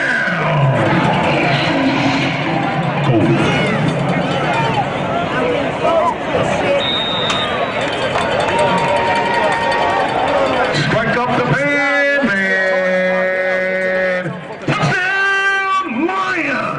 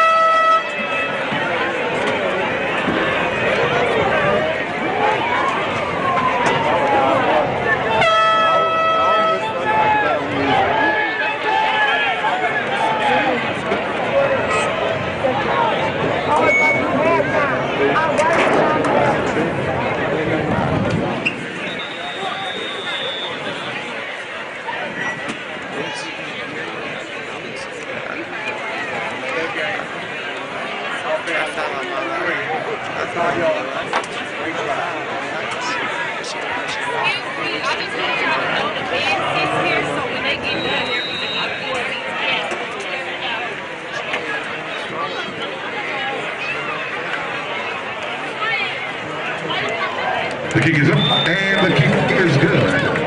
1 minute, 59 seconds remaining before halftime. Langston University, 41. Stallions, 2.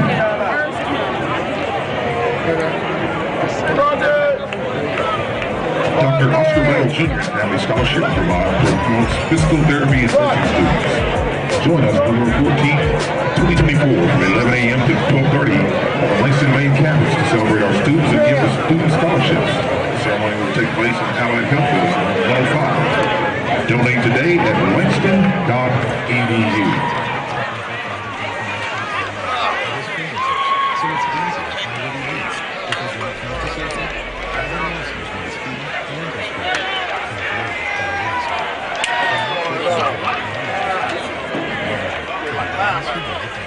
Let's get back to more Langston University football. It's Langston University football. It's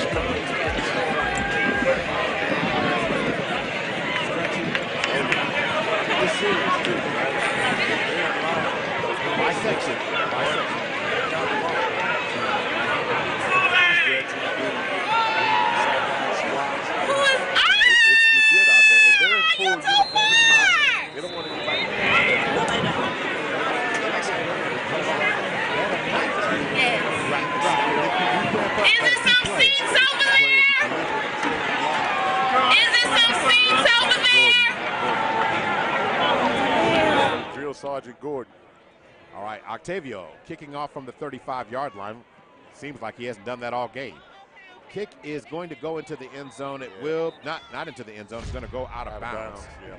So it will be 1st and 10 from the 35-yard line for NAU. And officially, we are at the 2-minute mark. Octavio is a little disgusted with himself after that kick. Yeah, he hooked it. You know, it's kind of like a guy on the golf course when you hit one and you just hook the heck out of it. 41-2, 1:59 remaining. The band is getting ready to get fired up. And here's what I'm betting, okay? It's 41-2. As soon as the band is done, we're going to probably start seeing fans kind of filter down towards the parking lot. Oh, yeah. You're talking about that line. Yeah. You know, and that is the whole purpose. You know what? They'll be dancing well into the third quarter while we're still. Yeah. Now, the question is, did you happen to see large father Terry Monday out Yes, there? I did. I saw my frat brother, good Kappa man, Terry Monday, you know, and his Kappas good? Yeah. They are? Yeah, they are. Okay. Yeah. Okay. Yeah. I've heard some other things. I don't know. I'm sure can you have. Dispel, can you dispel that rumor? And I can tell you that all the rumors are true. Oh. But they're still good. Oh, okay. That's a good answer. You know what the answer is, right? No. If you can't be good, be good at it. All right, go to work. Corkeline going to hand the ball up the middle of the field. Nice What a nice carry. crease. Going to take the ball up for a gain of almost 10 yards on the play. Nice run off the play. It's going to be enough for a first down, by I believe. Zarek Earls. They gave him the first down. Earls out to the 45-yard line. It's a first down, so 1:50 to go before the end of the first half. And NAU getting their call set. Jesper Corkeline ready to run the offense. 4 receivers, trips to the left side this time, and Earls sets up as the H-back, going empty now. Corkeline going to fire the ball up the middle of the field. And he overthrew it, but they're going to call a flag on the play there. That penalty is going to be called against number 46, Cameron Owens, the defensive back, the freshman from Atlanta, GA. Yeah, you know, Owens turns around, and you can kind of tell who the penalty's on because he's like, who, me? That who, me look is a dead giveaway. You know, it's like, son, act like you didn't do it. You know, you'll be all right. If you act like you don't do it, maybe, just maybe, it won't chart that the penalty was on you. So they're going to move the ball into LU territory down to the 46-yard line, but they got 92 seconds to try and get some points on the board right now. Langston's been in full control. Basically, since the opening possession, they have really just looked good offensively. Back to work again. 3 receivers, twins to the left side, going to hand the ball off. And going up to work again, Earls. And the ball's knocked loose. Yeah, it was. There's a scramble for it. The Lions say they got it. Pointing for the ball. Saying that they have it is James Grace. Grace says it's the Lion ball, but he's not on the bottom of the pile. I don't know how much I can believe that. Well, I tell you what, Colin Mosley laid the wood. And it's Lion ball. It's Lion ball. Mosley made the wood on the running back, 6'1", 230-pound junior from DeSoto, Texas. Jamin, you had an interesting look. You had an interesting look, Jamin Dawson, on that play underneath that pile, and nothing good happens at the bottom of a dog pile. I mean, what did you think? Absolutely not. You see the defense crowd to the football. I don't know who you got for number 24 on the roster, but in that pile, he ripped that football out, and Langston did a good job getting on the football. That's Mr. Brashad Glaspie again. He already has an interception on the day, and he's got a strip. Mr. Turnover. So, okay. So, Mr. Glaspie making his mark known, has a strip the ball, forced fumble, and he also has on the day an interception. Go ahead, Mr. Glaspie. He is known as the strike linebacker. He plays the position so commonly by our demolition man, Devin DeRusso last year. DeRusso, yeah, like that nickel, yeah. So going to work now. Here comes Bardell. Bardell calls for it. Going to fake it this time. He got pressure in the middle, and this time Bardell's going to be brought down. And this time you don't want him to take that type of a shot. And Demarie Hamilton had 2 guys to block and couldn't choose which one he wanted to block. I tell you what, so he missed both of them. So that's a loss of about 9. I was trying to be nice. Yeah. Well, you know. So down back to the 30-yard line is where it is now. So second down and 20. Under a minute to go. So basically going empty right now. Yeah, we had too many players on the field. 5 wide. Ball is snapped, and now Bardell's going to throw it. Oh, quick hit. He took a shot. And a big hit right there. Pass was intended for number 88 that time. On the outside for Langston. Looks like that was Jaden Rooks, the sophomore from Dallas, who had a chance to catch that ball, but he was not able to complete it thanks to the big hit from number 35, Jordan Robertson. Yeah, it was perfectly timed. I mean, sometimes, you know, if you receive a hard enough hit, your hands will just come free. Yes, they will. The reaction just kind of causes things to work here. So going to throw the ball down the he has a receiver. Levon Williams going up high, making the Beautiful reception. catch by Levon. It's going to be close to a first down. Is he going to catch it just a yard shy of midfield at the 49-yard line? Are they saying it's a first down? They're going to say a yard shy. So it's going to be 4th down and 1. 31.7 seconds to go. And it looks like Langston's going to call a timeout. We'll stay right here. Yeah. Jamin, Levon Williams has gone in the air, climbed the ladder today with a couple of big receptions. None other than that one right there in front of the sideline there. Got up high, brought it down, climbed that ladder on that throw. Right, that's a connection they've been working on all year. It was a challenge in those first 4 games, but last week we saw them connect for some big receptions, and you see them connect on that corner route there. You know, we have talked about it, Jamin, last week at Panhandle, that, you know, the connections between Torrance Bardell and his receiving core is getting stronger and stronger, and it's going to be completely dangerous when Levon Williams gets in sync. And today we are seeing Levon Williams completely enveloped in the offense today. Well, you know, Levon, Yeah, go ahead, Jamin. What you going to say on that? I mean, it's just connecting with the big targets. You see them working it. You see that tough catch from Gerald Martin earlier. That's just full trust being displayed from a quarterback and his receiver. All right, go ahead, Gary. I was going to say, when Bardell and Levon came in together, they were like freaking frack. I mean, they were just finding each other all over the field, and then it seems like it kind of there was a little bit of a disconnect. I love watching those two. They're homeboys from back in high school and played Little League together. That's a connection that I honestly have been waiting on all season. Yes, and we're just getting it now. Bardell, what a nice quarterback draw. Nice cut by Bardell. Nice job, quarterback draw, calling his own number. Sir, please move those chains. A gain of 13 yards for Bardell. 33.4 seconds to go. Langston has no timeouts left. Up. They're going to have to hurry up here. Going empty right now. Bardell getting everything set. 26 seconds on the clock. Bardell gets it, drops back in the pocket. Going to fire one across the middle. Too high for Kevin Allen. Incomplete pass. And that was 21 seconds to go. Kevin Allen catches that. He's still running. Yeah, you know, having to stop the clock a little bit. We see Levon coming into the game. I was kind of shocked that he wasn't in that 5-wide formation. Because, again, he's a reliable target. And with 21 seconds, I reckon they probably have the ability to run maybe 2, maybe 3 plays, depending on whether or not they're run or passes. Yeah, the middle of the field can be open, but you got to get a first down and then be ready to get the next play off. If you're going to do that with only 20 seconds to go. Bardell feeling the pressure, and Bardell's going to be brought down, and he's going to have to hold it. That's pretty much going to kill this drive right now. Yeah. They might try to spike it, but everybody's got to get back. And unless they get back 9 seconds, it's not going to be enough time. Bardell's trying to get back. 9 seconds, 4 seconds, 3 seconds, 2 seconds. And Bardell. He didn't spike it. He didn't spike it. He's going to continue to run it. Going to throw it to Kevin Allen. Kevin Allen at the 35 dances inside. He's got to move. Kevin Allen has a crease. He's still on his feet. At the 22-yard line, he's going to throw it back. And they're trying to run it. They're going to ladder it back to Bardell. Bardell's trying to do something with it back again. The Lions are still laddering the ball. Now somebody just needs to go down. The ball is on the ground. And now somebody's going to have to fall. Wait a minute. I don't know what that was. Okay, so we saw the lateral game happening here, right? But did you see the lineman run back like, flick it to me? No way, man. You 310 pounds. I gotta time you with a sundial. No way I'm laddering the ball back. But he wanted it, though. Yeah, that is Terrian Burns. I'm going to ask him about Terrian run back like, give it here. Hey, man, what you doing, man? Give me the ball. Terrian Burns, 6'2", 300 pounds. Yeah, 300 pounds. I'm like, come on, bro. All right. You know, we had to give you an inhaler after that long screen pass. All right, we're gonna go ahead and take our 5-minute break. We'll be right back, and we'll be joined here by a very special guest, Dr. Ruth Jackson, coming up at halftime in just a few minutes. This is Langston Lion Football, brought to you by Community Health Centers of Oklahoma, the Black Chronicle newspaper, also Tinker Federal Credit Union, and OERB and LU Athletics. We'll be right back.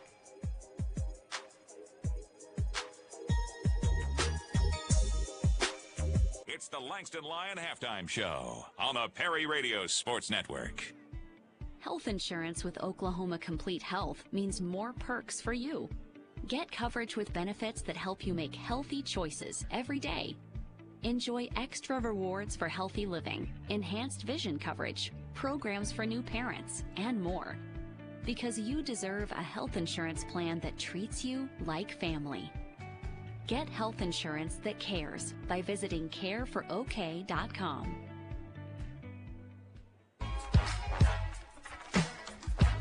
Big O's Pork and Dreams has 2 locations to serve you. They're now open at Midwest City and still in their Edmond location. Big O's Pork and Dreams feature a menu with your favorite meats, briskets, ribs, pulled pork, chicken, hot links, and more. Big O's has their signature loaded smoked potato with the famous fat butt, also known as a Big Nasty. It's a loaded tater with a spare rib on top. Try Big O's loaded steak fries and barbecue pizza. Big O's.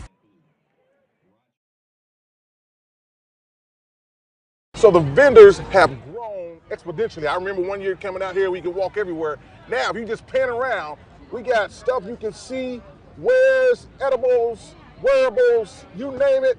The people are here.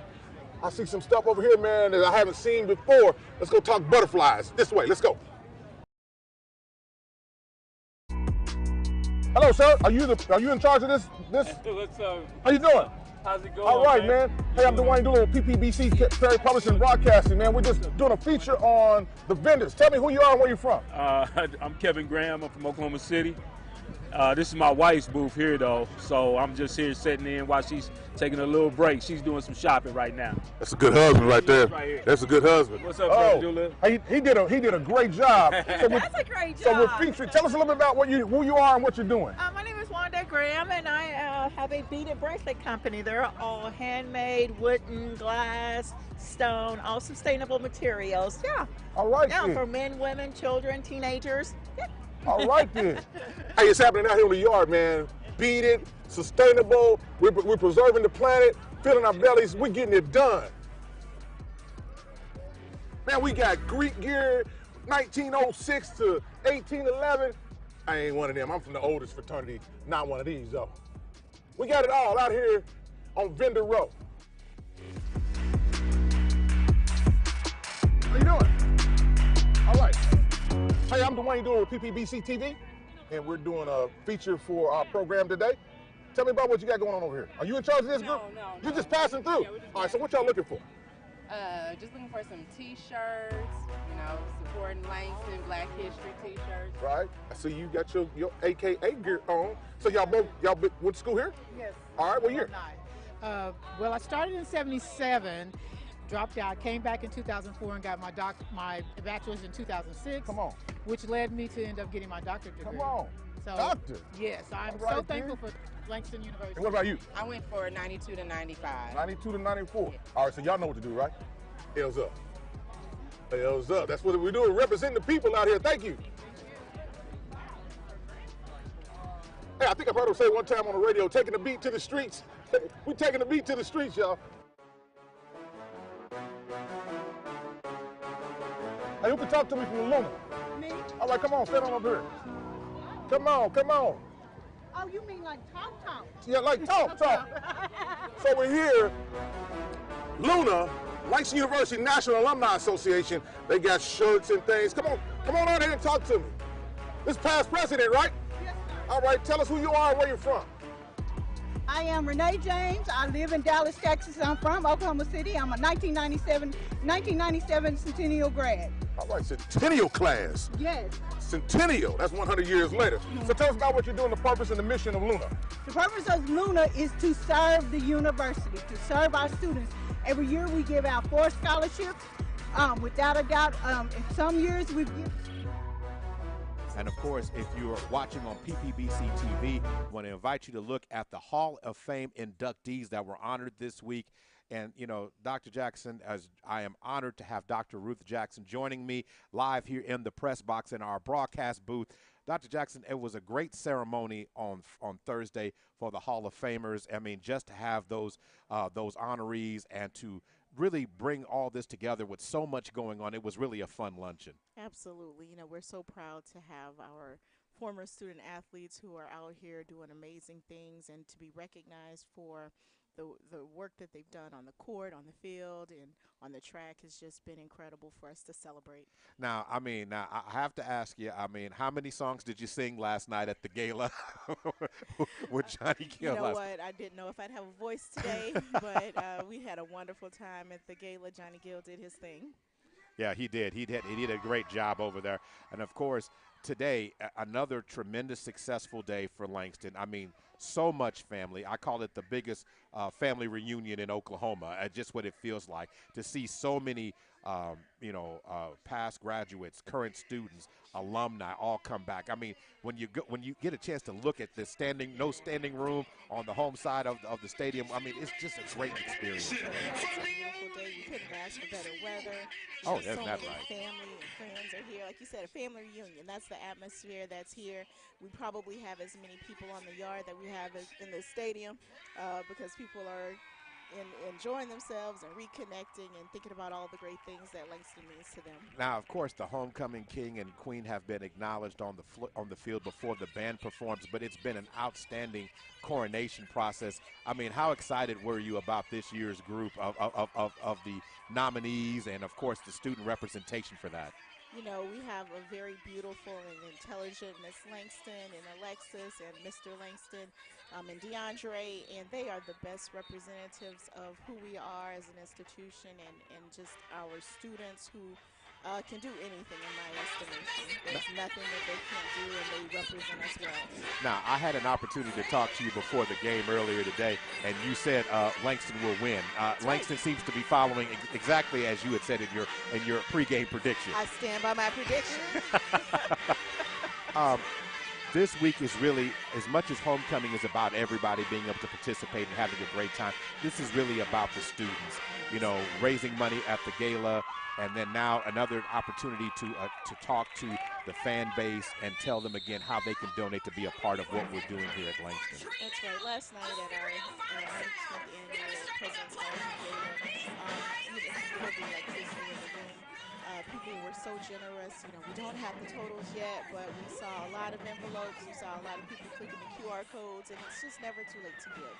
That was one great night, but the need is far greater than one night, and so we continue to have opportunities. We just ask people to visit LD Foundation, and you can give anytime. Anytime. Now, I'm not going to hold you too much longer because, of course, this is what everybody waits for. People don't understand. At Langston Homecoming, see the concession stand people are getting ready after the band performs. That's right. What about what Dr. Gordon is doing with this band and how it continues to grow and continues to have, was it 300 members right now? You know what, we're just under 300 members, but this band is incredible, and to see the work that they put in early mornings, late afternoons, during the summer, this is what they work for. This is what they work for. The musicianship, the showmanship that Mr. Gordon and the team have created is nothing short of beautiful.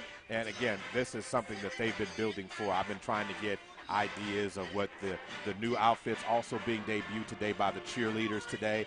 And then I asked Dr. Gordon, and nobody would give me any tidbits of those things. But again, the performances that Langston has, award-winning, nationally recognized by what they've been able to do. Again, it's another opportunity. It's not just about the athletics here at Langston University. It's about other opportunities for students to grow and become better people in this society. I couldn't have said it better. Langston University is a place to develop your talents and start your dreams. Now, I'm going to let you get back to that. Do you have anything else in terms of the second half predictions? Or is one prediction enough for this game? One is enough. You say it, and that's all you need, right? Exactly. Langston University for the win. Go Lions. Is there anything that you would also like to share with the families and parents that are listening here, if their children are looking for a place to enroll and to further their education and grow as people? Isn't Langston University the spot to do that? It absolutely is, and we invite students and their families to come here and check us out. You may have heard a lot of things, but there's nothing like seeing it for yourself. In addition to strong academic programs and athletic programs, and of course our band, it's a place that you can really develop as a leader, a place where we create opportunities for our students and understand that access and opportunity is what we do best. Now, for those who are watching or listening on the radio, I'm so sorry. The drummers all have lion heads on. They literally have lion head costumes on. That is just amazing that they have that on there. So we're going to let you take an opportunity to listen to the Langston University Marching Choir. Dr. Jackson, thank you for taking time so much for coming out here. We're going to go ahead and put those L's up again. And let's take you right to the field right now. The Langston University Marching Choir is performing live. Let's take a listen.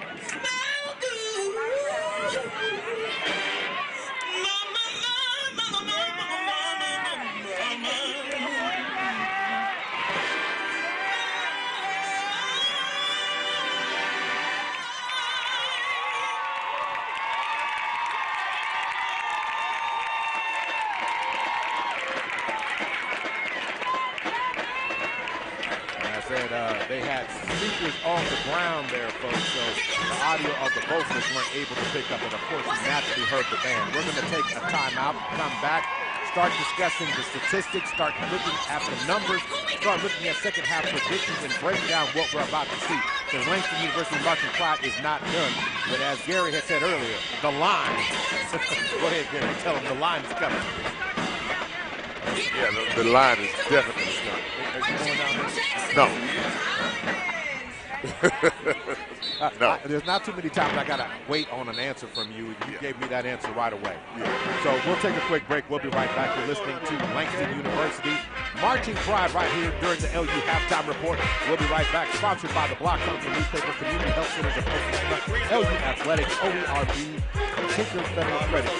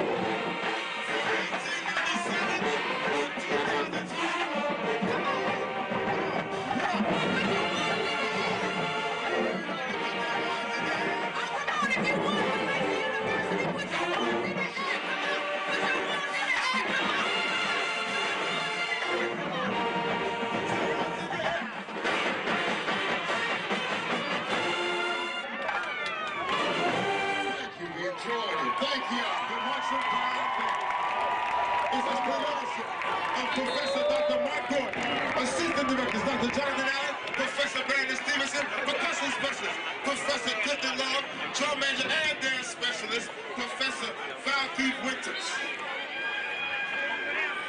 Also under the direction of Feline Sponsor, Miss Yosha Gordon, and Dance Coordinator, Mr. Terrence Johnson, and Assistant Miss Kiana Davis. Flash of Fire sponsors, Miss Ladia Jimerson and Miss Janice Al Gunther. And their student staff, Miss Ben, Miss Yana Davis. We want to wish you peace from the opulent orange And the brilliant blue. Langston University homecoming. Give it up for this blue!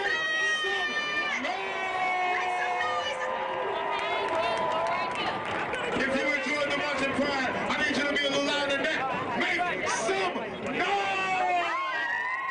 Who's ready for the funk train? Who's ready for the funk train? Make some noise if you're ready for the funk train. Y'all know it's a Langston University tradition. We about to get the funk train going. I hear it. I hear it. Let's go. Let's go. Let's get funky.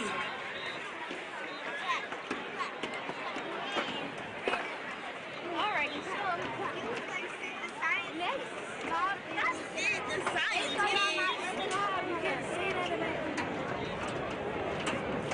Oh, he's sweet. He's a nice guy. I realized y'all stepping into the camera. Too bad to stay careful. So they probably go.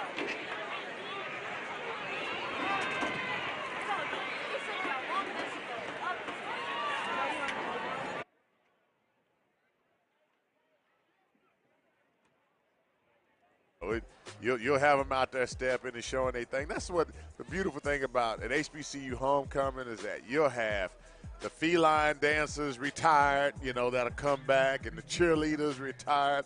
I saw a group of cheerleaders down there. They were getting busy. They do the little cheers and everything. Now, when the cheerleaders did the new cheers, they just kind of stood there like, yeah, I don't know that one. I don't know that one, but yeah. But here's the thing about it. The funk train will go for 15 minutes in the third quarter. Definitely. Listen, I didn't drive all the way down here from Louisiana to come back and then not do the funk train. Somebody get their phone and get a recording of me. I'm gonna limp my butt through the funk train. If somebody got to drag me, I'm gonna go through the funk train. Now, as they get it all set up right now, and here come the band coming through right now, so it's going to be an interesting thing. But looking at the team stats real quick, Gary, Langston put together 418 yards of total offense in the first half of this game. So we watched basically Langston's passing attack for 324 yards. The Lions rushed for 94 yards in the first half of this game, and that ends up at 418 yards. They did it on 37 plays, averaging 11.3 yards per pop. Wow. On the other side of it, and by the way, the Langston had 20 first downs in the first half of this game. Wow. For NAU, the Stallions on the other side, the numbers are just not pretty for them so far. 28 plays, 66 yards, 2.3 yards per play overall. Yeah. They end up throwing the ball for only 14 yards successfully, but they ran the ball for 52 yards, and that's how they got to the 66. In terms of first downs, they had 7 first downs overall. Now, total penalties, Langston had 5 penalties in the first half for 54 yards. NAU had 7 penalties for 55 yards. That's the numbers there. And as far as time of possession, Langston and NAU both had the ball for about 14 minutes apiece on that. So it was definitely telling on that. But here's the big number for NAU, and that really tells you how their offense has gone. 0 for 7 on third downs. Langston, on the other hand, had not had to go to third down that often. They're 2 of 4 overall. But the Lions did go for it on fourth down and got it and went 1 for 1. So let's look at the overall statistics. So Torrance Bardell in the first half of the game, 17 of 25, 68% of his passes he's completed for 324 yards and 5 touchdowns. If he was National HBCU Player of the Week, he's got dibs on it again this time. Yeah, he does. He has a game worth of stats in the first half. Yes, he does. And receiving the ball, we've got 2 Langston receivers over 100 yards. You've got Kevin Allen with 5 catches for 100 yards and a touchdown. Levon Williams, 3 catches for 52 yards and a touchdown. Victor Boggs, 1 catch, 19 yards and a touchdown. But Gerald Martin, 1 catch for 27 yards. And Ivory Wheelwright, 6 catches, 128 yards, and 2 touchdowns in the first half alone. Running the ball, David Hall on the ground has 48 yards rushing. Torrance Bardell has 36 yards rushing and a touchdown. And Tyler Travis, 2 carries for 10 yards thus far in the game. Defensively speaking, the Lion defense being led right now by Damian Lowry with 4 tackles up front. Kylan Mosley with 3 tackles of his own, and James Grace with 3. So the defensive line is doing the work. Now, Mosley is a linebacker, but you like your front 7 getting into the backfield. So that's the look at the overall numbers for Langston in the first half of this game, and it's been very impressive overall. Oh, most definitely has. Guys have been executing. The penalty game, I'm sitting there thinking about the 5 penalties. I don't want to sound like I'm harping on the negative, but you know, I know that Coach Morgan, they pride themselves on keeping that stat under control. And of the 5 penalties, 3 of them personal foul. I mean, or unsportsmanlike type stuff. Right. And really, if they were just, you know, not having those little, you know, emotional, I refer to them as emotional penalties, then they would only have 2 penalties. Two penalties, which would be impressive, Very given for what they have been averaging over the course of the year. We've said averaging 8.6. So, you know that there's going to be a false start, maybe an off, or a holding. They can call holding every play, you know. So that's given. Right. But you don't want to give up that much real estate. You want to practice putting that number down the other direction more than anything else. Right. And that's something you want to see. Right. So, Gary, we're going to take our final break. We're going to take another 90-second break. And then we're going to come back on the other side and get ready for second half adjustments and what you expect to see from the Lions on the other side. This is the Langston Lion halftime report. Maurice Prince and Gary Woods. I want to thank Dr. Jackson for joining us during the halftime here. We had a great time with her, and also hope you enjoyed the Langston University Marching Pride. We'll be right back. This is Langston Lion Football.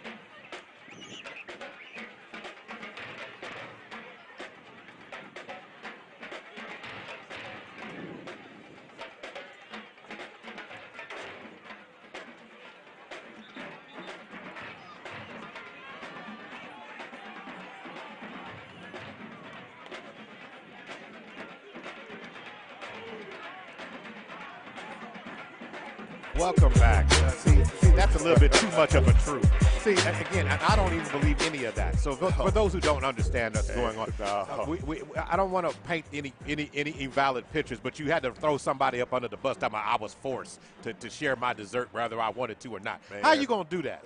We go to dinner, man, and before I can even eat, she's in my plate. Isn't it our plate? Isn't it our plate? She has her own plate. Is she still be in my plate? Does it matter? Does it matter who's paying? I typically pay. Okay. But here's the deal. I'd be like, can I thank Jesus first?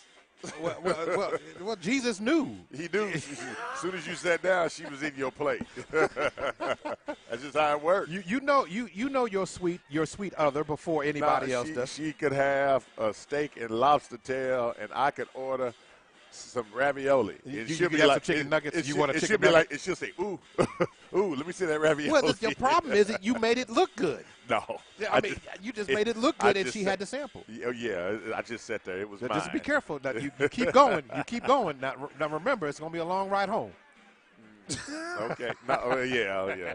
She know it's true though. She be cracking jokes herself. Okay, well, that's fine, Gary. I'm not going to sit there and take any of that away from you. The funk train is going on, and it's time to start the second half. So, Gary, real quick, when we start talking about establishing a run game, the Lions did not do that in the first half, but they did establish the vertical game with something that they needed to do. Right. So, with that being said, now, kick is away. And Michael Nash is going to field it at the 5-yard line. He's at the 10. He's at the 15. He's at the 20. He has an opening. He's got a crease. He explodes at the 30. Look at He's that. at the 40. He cuts around the corner at the 50-yard line. Multiple flags on the play, so it's going to be coming back. But, boy, did he hit the Jets. Yeah, he did hit the Jets. He hurdled a guy. He sidestepped a couple, and he was out like you wouldn't believe. And all of a sudden, behind the play, behind Michael, the defender could not get to him if he wanted to. Someone tried to just went a little bit too far and had a holding or a blocking in the back sort of penalty. I can't quite tell. All right, so, when we start talking about they didn't establish the ground game, but the vertical game, Torrance Bardell, I mean, it's not too often I get to say this. He had a hell of a first half. He did. I mean, he's throwing that ball all over the place. The offensive line's doing a good job of protecting him.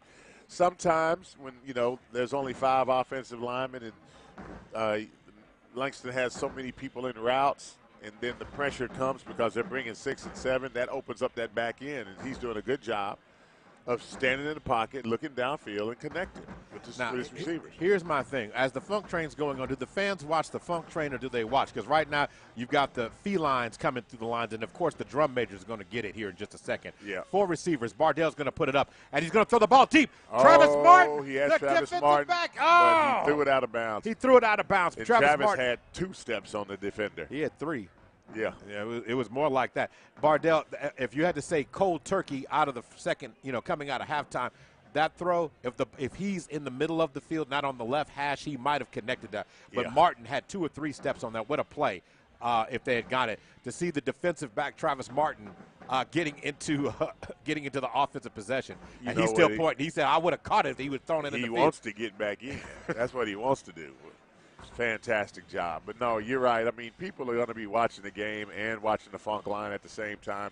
A lot of folks are waiting on the alumni to get there as Bardell throws the ball laterally. Yeah, and good decision there made by on that one by number 11 for Langston on the play. He turned around and caught it. That was DeMarie Hamilton. So good senses by him. It's going to be a loss because other than that, it could have been a turnover. Yeah, so 3rd down and 20 now for the Lions, basically. 3rd down and 17 officially.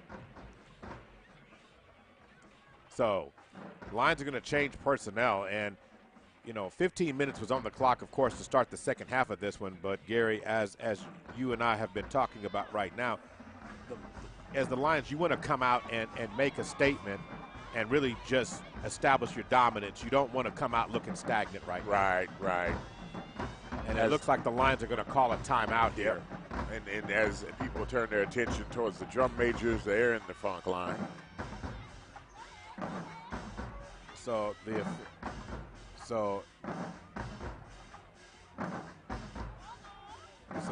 ball, so a penalty again against the Lions, and we didn't hit the button there. I was watching the drum majors. I apologize, folks, but it's going to make it 3rd down and 22.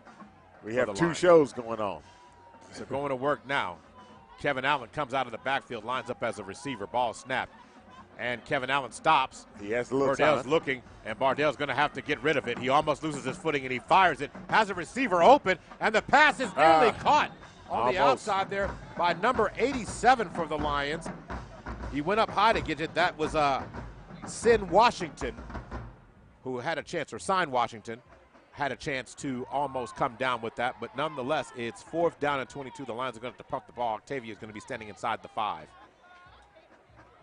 And so now, all of a sudden, here come, as you said, Gary, here it comes. What's that? The alumni? The alumni. Oh, yeah. We're at that part of the funk train. Yeah, we just got through seeing some former feline dancers. I don't know how they do it. I think it's going to be some sore hamstrings tonight. Okay. Somebody might even pull one. All right, and Octavio with a wobbly kick. He did not get a good one on that one. That's his worst punt in a while. Yeah, it just came right off the side of his foot there. It's going to be a net kick for about, I don't know, maybe 18 yards, if that. Ball will be spotted at the Lion 38-yard line, 1st and 10 from NAU from that spot. So the Lions are going to come out sharp. That's something that I've got to see them. They've got to do. They can't take half quarters off. This is when you start establishing all the positive momentum. At the end of the month, what everybody fails to realize, Gary, you said it early, and it needs to be emphasized. We'll talk about it after the end of this play. Corkling is going to come out, Jesper Corkling. 4 receivers, trips to the right side. Ball is snapped, and they're going to hand the ball off right up the middle to Jalen Joseph. Joseph maybe gets 3 or 4 yards. Yeah, that was a decent gain. I mean, anytime you can get 3 to 4 yards on a run play, you're pretty good. And it takes it down to the Langston 35-yard line.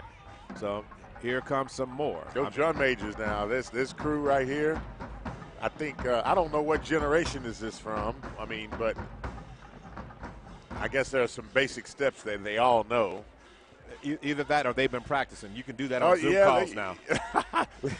Listen, everybody let's go to practice on Zoom. Yeah, exactly. Now, a step to the right now, to the right. Yeah. Not your right, my right. The other right. Exactly. Yeah. 4 receivers now. Trips to the right side. Ball is snapped. Corkling looks across the middle of the field, has a receiver open. Oh, what a great job. Great defensive play by Travis Martin. Guess who? And Travis Martin got to let him know. He's been covering receivers pretty tough. All right. So, again, you said pull hamstrings. So, let's just run down just for the point of things, Gary. So, you had Ben Gay. Yeah. Or Sorbine Jr. Yeah, you need all that. Epsom salt. Epsom salt. You need it all. Hot water, cold tub, and a massage gun. 4 receivers, trips to the right side. 3rd down and what will be 6 yards to go. Ball snapped. Corkling feeling the pressure at the middle by Armani Wise. Oh! Armani Wise jumps on his back and brings him down. Hey, I got to give some love to the big guy, though. Amon Gill. Yeah, Amon Gill. 6'2", 315 pounds. He's in on that sack. Give him a piece of that. Okay, but him and Armani Wise. Yeah, Wise. But I love to see the big fella, especially when they play the technique right. Hey, Jamin Dawson down there on the field. I don't know if you can hear us with everything going on down there. Armani Wise wearing 230. You got Amon Gill weighing 315. I don't know what that number is totally, but that's a lot falling on somebody. Yeah. Yeah, you don't want to get caught in that sandwich at all. Quarterback roll right into that. Yeah, that's 550 pounds, man. Going to work. So they're going to punt this ball away. Kick is high in the air. Kind of a short kick. Yeah, it's a Peter call. That ball's going to go backwards. There you go. So that's going to be a net kick of about 22 yards. Going to take the ball inside the 25, and it'll be 1st and 10 Langston from that spot. And for me, okay, Langston came out with a little razzle-dazzle, put Travis Martin in that formation. Now let's get back to work. Because to me, you know, I want to go back to a comment you made that I thought was very profound. So in the SAC standing, Sooner Athletic Conference standing, sitting on top of the mountain is Texas Wesleyan. Yeah. And then Ottawa. They are right there. They are also the only 2 teams currently ranked from the Sooner Athletic Conference in the top 25 in the NAIA top 25 poll. So you got Texas Wesleyan ranked number 12 in the nation right now, up 2 spots from 14 to 12 going into this week. And Ottawa was 25, now up to 24. So the strength of this conference and those teams that Langston's going to have to play for, they're going to have to be building for that. Nice catch by Gerald Martin. Catch, Roger, yeah. Gerald Martin is going to be thrown out of bounds right there at about the 36-yard line. Sir, please move those chains. 1st down, Langston, a gain of 13 yards on that pass from Bardell to Gerald Martin. But going back, I want you to elaborate about that because the setup for Langston has been a quarterback change. And we do. So quarterback change on the field right now. Brandon Edinburgh. So we have number 16. Edinburgh out there. 4 receivers now. I messed the man's name up. I called him Edinburgh. Okay. So going to work right now. Nice run.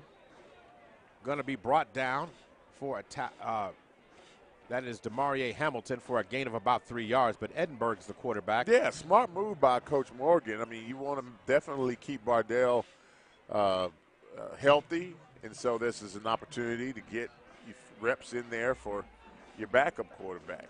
And it's interesting enough because often you see them stagger. Most coaches don't do this to the fourth quarter. Third quarter in the third quarter. In the third quarter. So seeing Q go to it early is trying to get these guys used to being in this position. So now going to work, Edinburgh's going to hand the ball off again to DeMaria Hamilton with another game for a couple of yards out to the 40-yard line. But, Gary, to my point, the comment that you were talking about in pregame, the meat of the schedule for Langston always falls after homecoming, where they find some combination of Texas Wesleyan and Ottawa somewhere in there, and now they have it in back-to-back weeks. So Langston will have to be in their best in 3 weeks. And I'm not saying you can overlook Arkansas Baptist, who they have on the road next week, but the point of the matter here is Langston has to use every rep, every opportunity, because Texas Wesleyan, Langston came into when they joined the league, Langston had their number early on.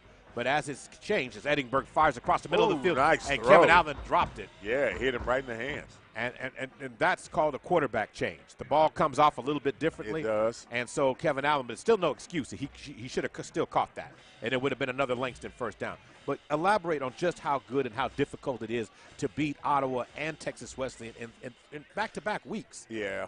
So, I mean, if that's just how the schedule falls, that's how it falls. But here's the deal. You want to be at your best. You want to be tuned up. You want to have confidence. You want to be healthy going into those two dogfights, right? So, I mean, actually, if you look at it, what Langston has in terms of key learnings, as Octavio kicks the ball, it's going to be caught, and it's going to be brought down right there at the 21-yard line. And a great open field tackle there by number 48 for Langston. That is Justin Calvin. Yeah, 5'10", long snapper, actually, from DeSoto, Texas. Yeah, he came from Texas on that one. Yeah. So anyway, no, what I was saying is you want those guys to be confident. You want those guys to be healthy. You want them to be tuned up, really, like you want them to be sharp in terms of execution in the run game as well as the passing game and special teams. So I think it's important as people begin to ease down the stadium steps to go back out to the parking lot, you want Langston to be at their best going into those two games. Yes, you do. Going back to work now, want to make sure that's still Conklin out there because he took a shot at the end of it. And Conklin is the quarterback. He's going to fire to the outside. And a penalty is going to be thrown on that one. Yeah. As that catch was made by number 9 on the play there by Tyrell Williams. And Tyrell is going to have the ball out to the 35-yard line, but it will be a penalty for roughing the passer will be added on. Armani Wise got in there, and, it was a bang-bang sort of scenario. The ball came out of the quarterback's hands, and he took a shot, but I think that shot was a little on the high side. I think that's even if it was bang bang, but the shot was kind of up towards where the hit bit. was. Yep. So that penalty is going to move the ball out to midfield right now.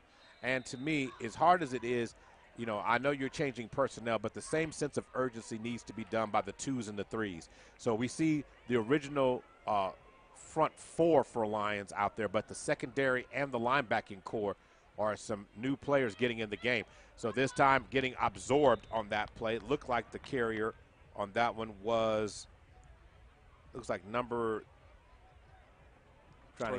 29 on that one. So that was Zarek Earl. So that was Earl's on the carry this time. Gain of 2.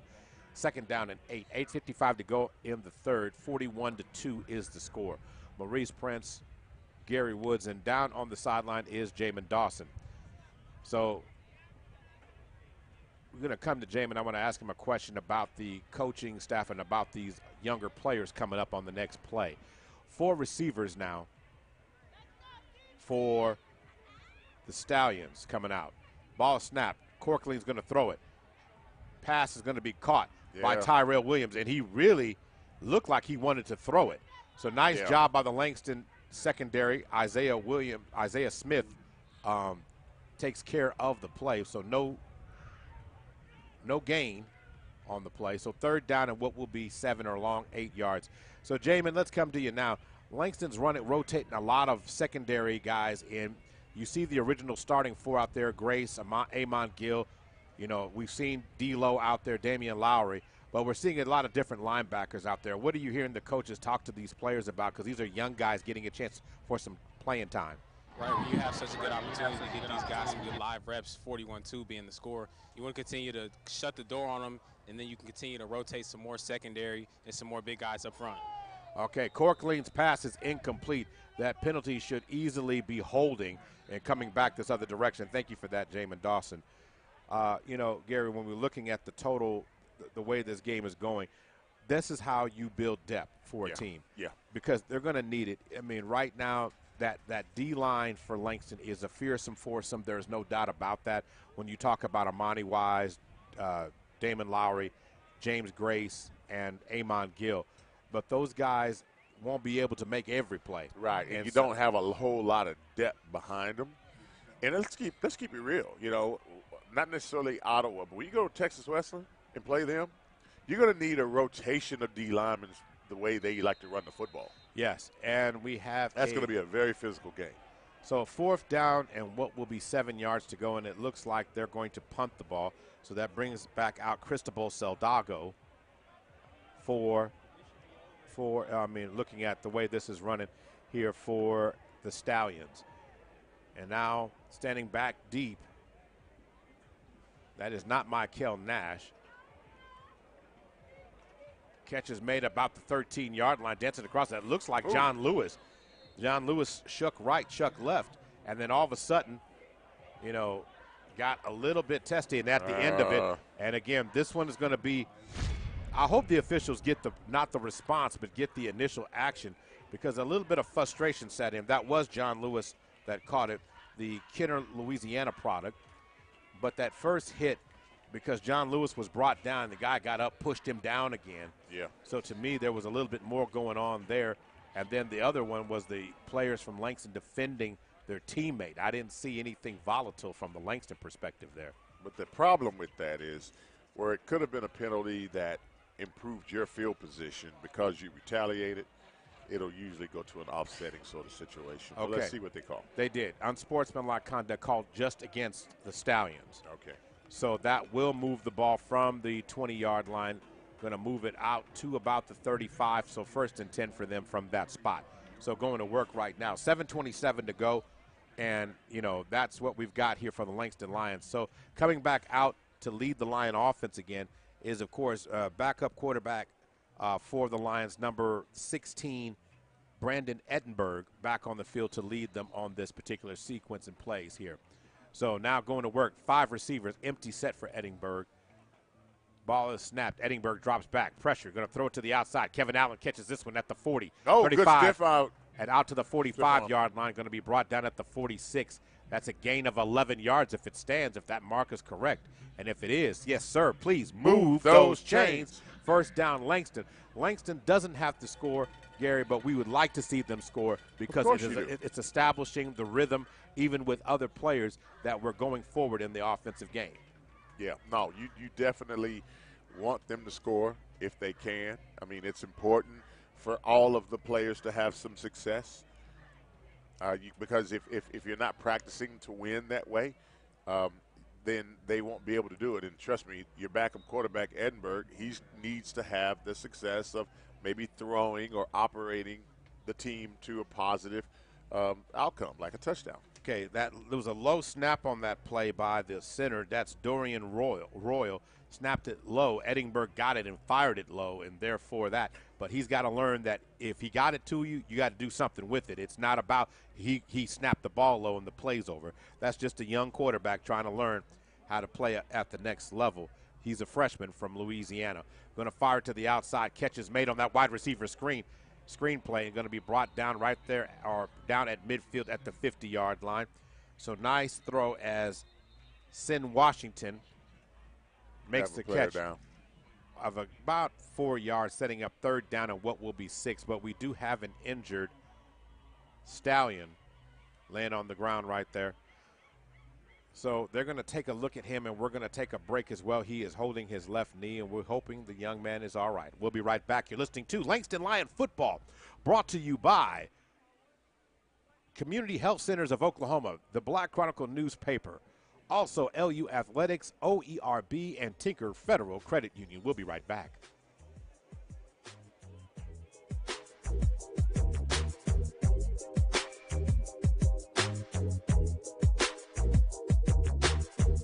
when buying a car was easy? Well, at Scott's Motor Cars, it is easy. Just show us where you work, where you live, your current Oklahoma driver's license, and you're approved. We have low down payments and an easy approval process, so we can get you on the road in about an hour. We never check your credit, and with 0% interest, you can pay your car off fast. So come to Scott's Motor Cars, 0% interest, no credit check. Who does that? Nobody does that. Call us 702-1616 or visit our website at scottsmotorcars.com. Let's get back to more play-by-play Langston University football, only on Heart and Soul 92.1 and 1140. Welcome back to W.E. Anderson Stadium. Homecoming 2024, and the party has already begun. As you said, Gary, there will be the loyal fans who are here for the football game and understand the party will be there. Yeah. These are the experienced partiers who are still in here. Yeah. The young folk who said, no, let's go ahead and get our spot outside. They just outside standing, waiting on stuff. Right. They're like, hey, man, it's 41-2. This game is over. We saw the band. All right, what you want to do, girl? that's what they said. Is that how that is? What you want to do? But and again, the ladies walk out, and then the guys be like, bruh. Yeah. Hey. Yeah, right. Okay, exactly. But the experience, veteran folks who have been at homecoming. This ain't your first rodeo homecoming. Yeah, right. They sitting here going, no. Watch the game. We're going to chill. We're going to chill. There's going to be plenty afterwards. And then they're going to go get them something to eat. And then they're going to look at each other and say, it's time to go to bed. It's time to go to sleep. It's time to go home, man.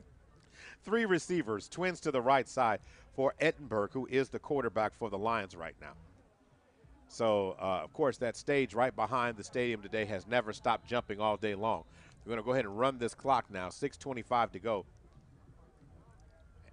And I want to get your thoughts on some of the other college action. There's a big game coming up here, Gary, probably when we're getting done with this one here. That's what the game is going to be going on in the parking lot.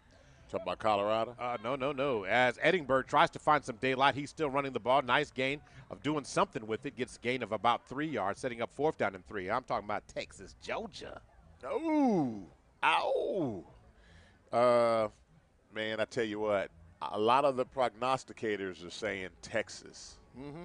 And what do you say? They said, I want to say Texas. Are you going to go Ray Charles on me? Georgia?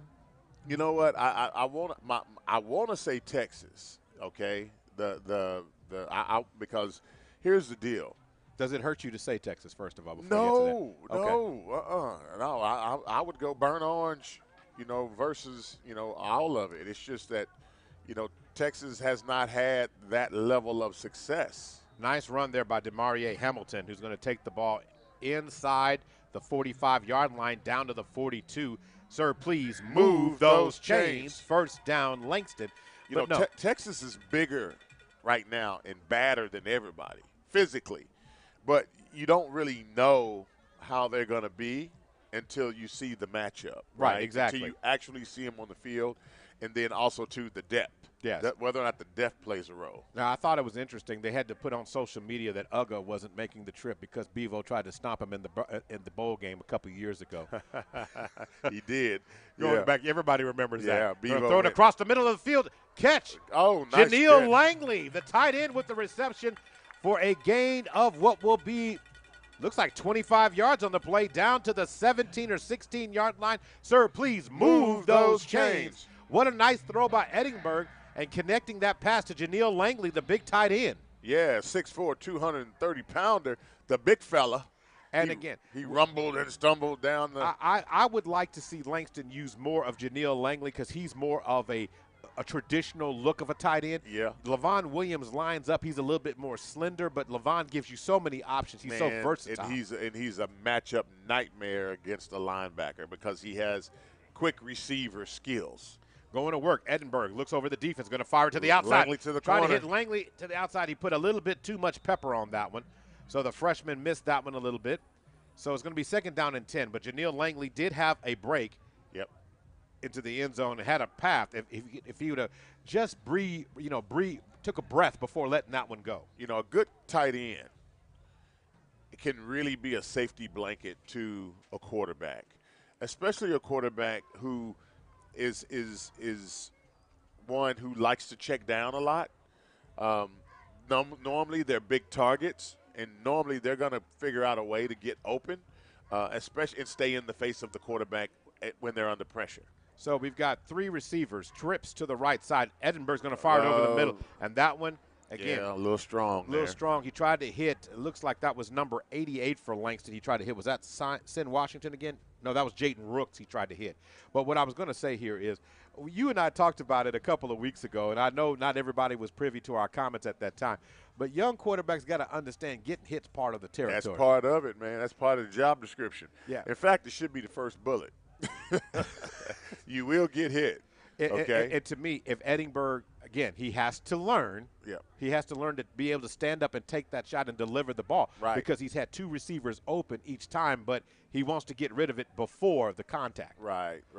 And so Edinburgh has it. And that time he's going to have to eat that one. Great tackle that time by Amari Calhoun, who his name we have not called, sacks Edinburgh back at the 28-yard line. So it will be 4th down and long. And here comes Octavio. Let's see if Octavio has enough leg. Let's see what the winds look. Okay, the conditions are perfect. So Octavio, now, can they protect, and let Octavio get the kickoff? That's the issue. All right. So Jamin Dawson has a great look at this. I'm going to come to him right after this attempt here. So Octavio is lining it up. When he finishes lining up, it looks like it will be a kick of 47 yards. And Octavio puts his leg in it. He's got enough, and it goes through. Wide left. All right. Yep. So Octavio just missed that one from the left hash there. Jamin, let's come down to you. What did you see on that? We didn't see a lot of pressure from the Stallions that time, but Octavio did not hit that one right. Right, not too much pressure, normal protection for Langston. It's been a pretty tough day for Octavio. He's had 2 blocked extra points, but he got an extra point in. Just not enough there. Got the leg, but just a little wide left. All right, thank you, Jamin. So turnover basically on downs after the failed field goal attempt. So it will be Stallion football at the 28-yard line. Gary, is it wrong to say I just don't like it that the Lions haven't scored this quarter? Is that bad for me to say? You could easily say it, and it makes sense, especially when, they got close and then took a sack and that sort of thing. But you would like to see the offense, even if they are, backup players, you'd like to see them at least come away with a drive with at least a 3-point. Tyrell Williams with the reception for the Stallions, a gain of 4 on the play, 2nd down and 6. Yeah, with a 3-point score, you just don't want them going back and forth up and down the field and come away with nothing. All right, so now going to work now. Of course, the SAC game of the week was taking place down in Crowley, Texas today, as Nelson was taking on Texas Wesleyan. That game just kicked off about 30 minutes ago. Now going to work goes Earls again, and Earl's going to be forced out of bounds. Nice job on that play by number 38, James Dowdy, the linebacker from Dothan, Alabama, making the play from for the Lions there. So 3rd down and what will be 5 yards to go, 2:05 to go. So as it stands right now, Gary, yes, sir. The Lions, once again, we're seeing a lot of seconds, 2s and 3s in the defense. And I guess that can temper my expectations just a little bit, just because we know that they went to that. Had it been the starters in this, I probably would have had a whole lot more. So would you, to have said that they're not putting up any points in this quarter. So ball is going to be deflected. Nice job knocking on Corkaline's arm, getting back there. And that was that Damian Lowry? Yes, it was. Damian Lowry along with number 57 for Langston. That is Caruth Wilson. Caruth Wilson in the backfield, raising havoc, and is going to force the Stallions to punt this ball away. 1:39 to go in the 3rd. Pretty fast-moving quarter for both teams. Yep. But not a lot of points on the board. And if you're a Langston fan, 41-2 still sounds good. It really does. But nonetheless, the Lions would like to see some points on the board. So John Lewis is back to receive the kick, standing inside the 30 at the 28-yard line. Low snap. Low snap. And there's going to be a flag on the play, as that ball will be marked down at the Lion 36-yard line.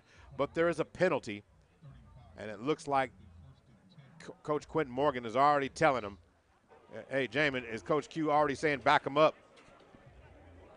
So I'll get with Jamin Johnson. Jamin, is Q telling him already to back it up? Yeah, he's telling him that was holding on number 40 for North American right there. All right, so he's going to work right now. Going to back that up. 128 without Juvenile. And so he's going to make them back it up and re-kick. So the ball will be spotted now at the 22-yard line. So it'll be 4th down and basically 15 yards to go. Oh, man. They're playing some Ron Isley out there, Gary. Yeah, I hear it. I want to start crooning a little bit. Okay, well. Hey, if the band director can sing, I can too. He can what? Sing. Okay, sing or sang? Well, we on the hill, it's homecoming. I say sang.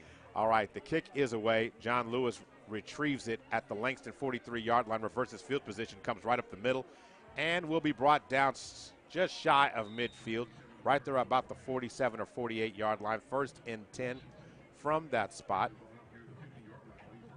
So 1st and 10, Langston from that spot. Let's see if Coach Q keeps with the freshman quarterback out there, Brendan Edinburgh. Want to see what he's got. If he's your backup guy, most definitely. Well, the Lions have back several guys they can throw out there. We've seen everybody over the course of the year from Jalen Knight to Amari Milton. So, you know, this is just a chance to give Brandon Edinburgh a chance to show what he can do. 3 receivers this time. Twins to the left, ball on the right hash. 1:14 to go in the 3rd. Edinburgh. Ball is snapped. He's going to put it in the belly of Demarie Hamilton. He cuts up the field and is going to go down inside the 40-yard line, or right at the 40-yard line of the Stallions. Sir, please move those chains. 1st down, Langston after a gain of 12 yards for Demarie Hamilton. So personnel change. Under a minute to go.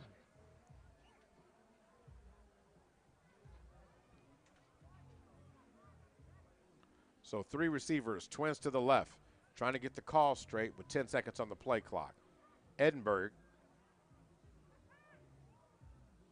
calls for it, gets it, gives it to Demarie Hamilton again, who dices and gashes the defense for a gain of 8 or 9 yards right up the middle. In fact, they're going to give him a gain of 8, setting up 2nd down and what will be 2 and likely the last play of the 3rd quarter. As the final seconds tick off the clock, the Lions are coming off the field, and we will take a break and come back and join them for the start of the 4th. Lions have got their hands in the air as it's time to go to the 4th quarter. We'll see you on the other side. This is Langston Lion Football, brought to you by Community Health Centers of Oklahoma, the Black Chronicle newspaper, LU Athletics, Tinker Federal Credit Union, and OERB.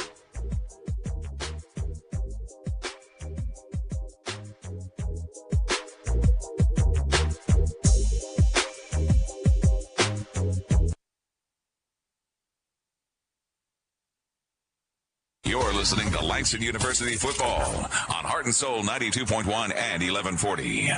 Listen up, parents. Great performance in the classroom and on the field requires optimal nutrition. Let's ditch the noodles and chips after school and make healthier choices for our kids. Fuel their success with nutritious snacks that boost energy and focus. Visit drjihan.com for easy, kid-approved recipes that make healthy eating fun. Give your child the peace of mind they deserve, because a healthy child is a happy child. So visit drjihan.com for more tips. That's drjihan.com.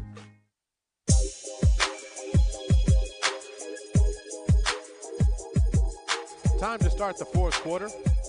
15's on the clock, giving you a scoreboard update in just a minute following this play. Going to work right now. Ball the snap. Edinburgh's going to hand the ball off on a delay to Demarie Hamilton. He's going to get short yardage on the play, maybe no gain.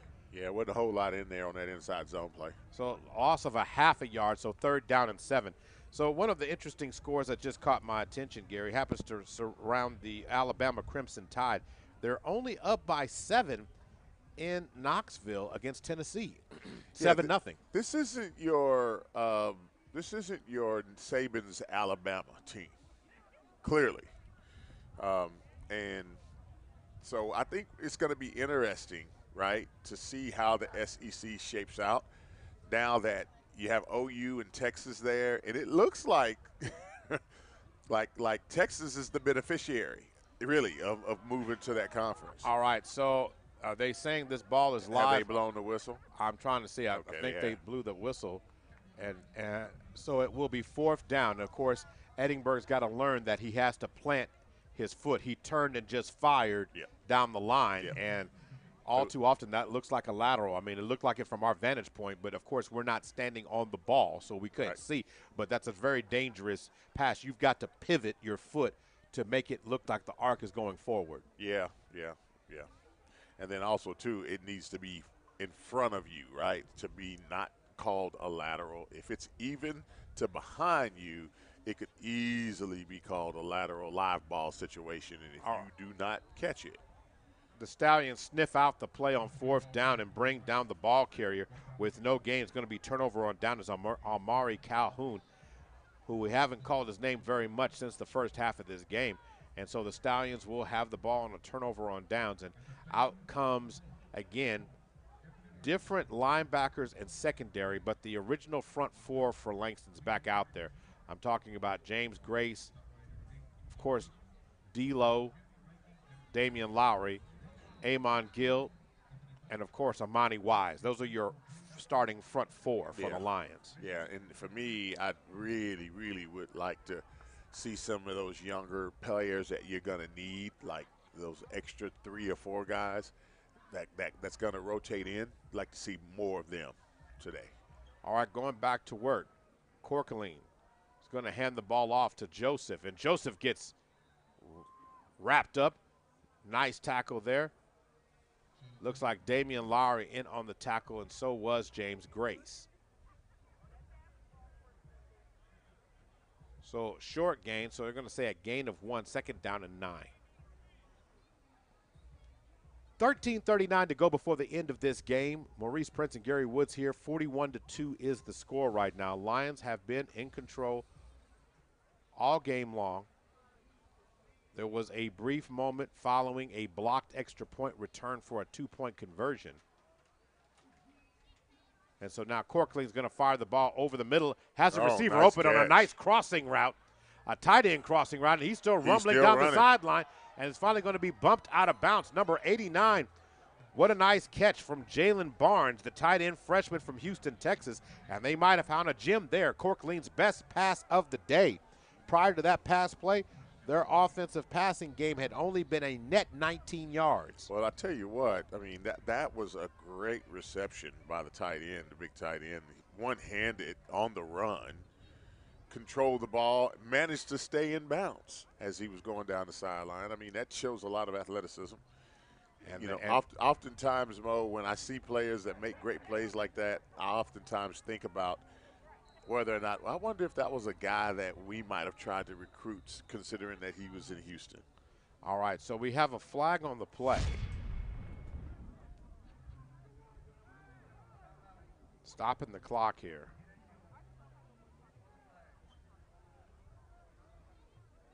Okay, it looks like it was a timeout by Langston, so I don't know if the penalty will be waived off. I couldn't quite tell at the end of that, but nonetheless, Gary, you know, the second unit from Langston will not want to give up this touchdown, nor do you want them to. You want them to show in these odd situations. Football, all too often, we make it sometimes. It's all about first downs, catches, running. We all know that, in tackling. But it's those special circumstances that you get into these games in, Gary, those special circumstances that really define what your team is. Yeah. How do you respond in an adverse situation? Do you know what to do? Can you just react to it and we show what we've been practicing? Or do we react and then all of a sudden we see that we're down and make the mistake? You know, it's one of those type of things to me where I've grown to respect Bill Belichick a lot more over the years, because those are the things his teams were never not prepared for. Yeah. He was always prepared for the special circumstance and taking advantage of rules and personnel groupings and all those things. So it's first and goal. Oh, straight eye, stack eye. So a stacked eye going to work at Earls right up the middle of the field, and Kylan Mosley lays the wood on that one. So down, of course, to the 7-yard line. And it looks like a lot more of the defensive starters are back in the game. And the only reason why I see that because Travis Martin's back out there. So is Madre Strother, Kylan Mosley, Trey Odom, Isaiah Smith. They're all out there once again. So, yes, this is that unit trying to protect. Stacked I formation again. Ball is stacked. Going to Earl this time. Armani Wise, and the ball is loose on the ground. And the Lions say they got it. Yep. The Lions say they have it. Let's see. Yep. And it's Turnover. Lion football. Let's go to Jamin Dawson. Jamin, it looked like the defense changed personnel and went right back with the ones, and the ones had an instant impact in the game. Right. They want to continue this streak of them not getting a touchdown at least, but they did a good job. The Stallions going that I formation. Armani Wise snuffs that out. The Lions crowd to the football, and we get it back. So the Lions get the ball back, and it will be Langston football inside the 10 at about the 7-yard line. So here you got to be smart if you come out with your young unit here. If you're the coaching staff of Langston, you definitely want to make sure you make the right call here. Chris Abrego, the offense, the basically he's the quarterback coach, but acting as offensive coordinator as it stands right now for Langston. Got to dial up some smart plays here. Well, Brandon Edinburgh's out here now. You said it right, Mo, when you were like, hey, wonder if they can settle in and really focus and do what was right. And they actually did that, played well. Pass is complete. What a nice start route. Or start. Is that Jay Lou? No, that's not Jay Lou. Yes, it is. That was John Lewis. Good call there, Gary. Yeah. So John Lewis hadn't called his name a whole lot, in the last couple of games. Right. So he gets a gain of what will be about 7 yards, setting up second down and what will be 3 yards to go. 11:42 left to go in the game here. The Lions have 3 receivers, twins to the right. Edinburgh with the hard count, hard snap. He gets it over. And the catch going down to try and make the reception was Gerald Martin, but the throw was going to be low. Edinburgh looking like what happened. There was not enough oomph on that pass. It ended up skipping off the carpet there. So 3rd down and 3. So to me, I want to see number 40 get the ball, Gary. That's my if for those, Gary and I have been doing games for a long time, and one of our favorite running backs that we've had the pleasure of calling was, of course, the Meeker Express, Mr. Tim Whitfield. Mr. Tim Whitfield. And so Bartholomew, who's in the backfield now, number 40, he reminds me so much of him. And going back to that, and also, of course, our tow truck who changed on that. There goes Bartholomew at the 40-yard line. Nice cut, midfield. Son. Stay on your feet. He's still on his feet. And Bartholomew still fighting ahead inside the 40-yard line. A gain of, looks like, 58 yards on that run. Yep. Nice run by Bartholomew. Sir, please move those chains. First down, Langston. Great carry, Bartholomew. And, of course, the chain gain was still lagging. The official didn't realize they called for him.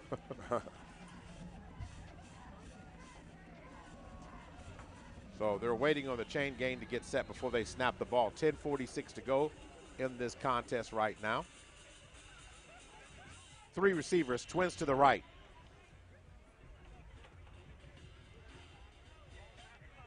So Bartholomew, not this time, it's Edinburgh, and Edinburgh. Don't throw it. You got linemen downfield.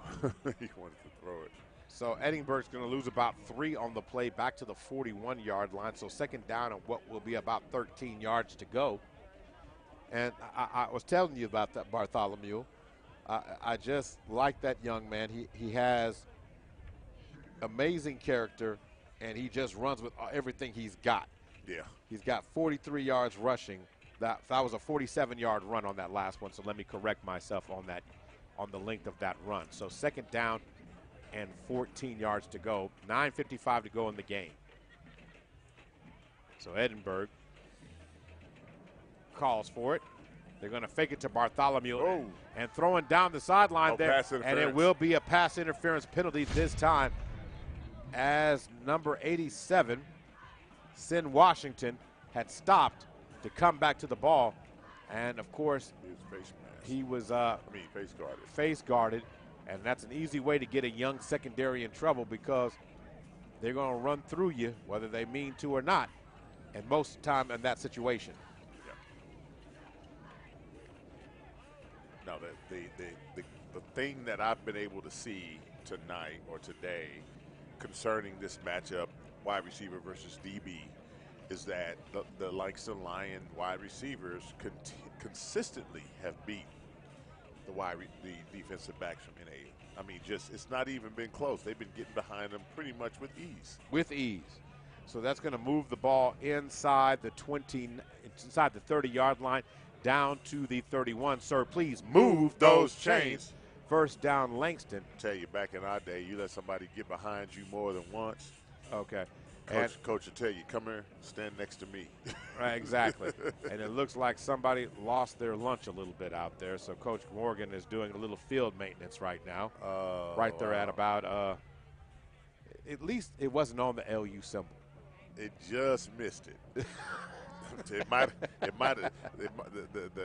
the LU, I guess, what do you call it in the middle of the field like that? It's the logo. It's the logo trademark. Field logo. Yeah. Yeah. It caught a few splatters though. Yeah, as long as it didn't disrespect the Lions' mane, all that stuff, Yeah. That's like T.O. standing in the middle of the Dallas Star. Oh, wow. You remember that. Yeah, I remember that. Hey, man. So going back to work now. Edinburgh with 3 receivers, trips to the right side, and Bartholomew in the backfield. And it was pass interference, so that was going to give them a first down. The official finally made the correct call, or finally made the call, not the correct call, but the call. And going to go to work right now. Edinburgh with 20 seconds on the play clock, so plenty of time. Ball is snapped, and they're going to hand it to Bartholomew again. And Bartholomew just going to continue to reverberate forward down there to the 15-yard line, giving the crowd something to cheer about in the second half. Hey, that's what you call a try-hard guy. Down to the 16-yard line. Sir, please move those chains. First down, Langston. Bartholomew getting going. And again, I like the way he runs the ball. Yeah. So 3 receivers, twins to the right side. Go ahead, Gary. He's just, like a one-cut, hard charging. Oh, Edinburgh had to get it, and Edinburgh is going to try and dance to the outside. His best decision was to throw that one away. Yeah, if it was a run play. I mean, if it was a pass play. So it's going to be a loss on the play. And it should be back to the 20-yard line. So it should be second down and 14 now.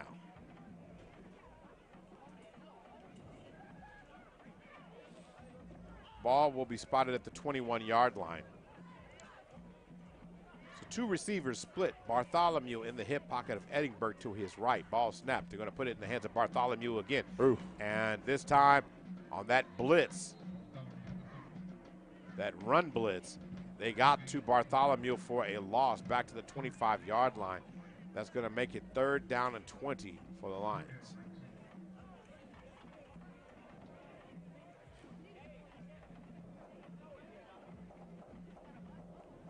All right. 3rd down and 19 officially is what they're saying it is right now.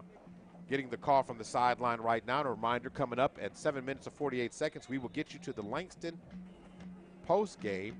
And the Lions call for time, and we're going to take a timeout here as well. This is Langston Lion Football, brought to you by Tinker Federal Credit Union, OERB, Langston Athletics, the Block Chronicle newspaper, and Community Health Centers of Oklahoma. We'll be right back.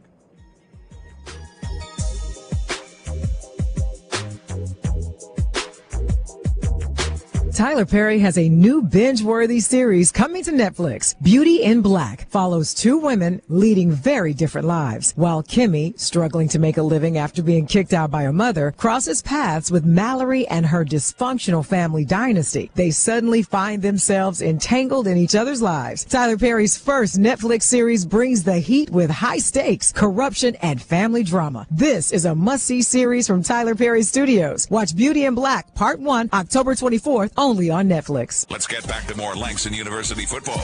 It's Langston University football on Heart and Soul 92.1 and 1140.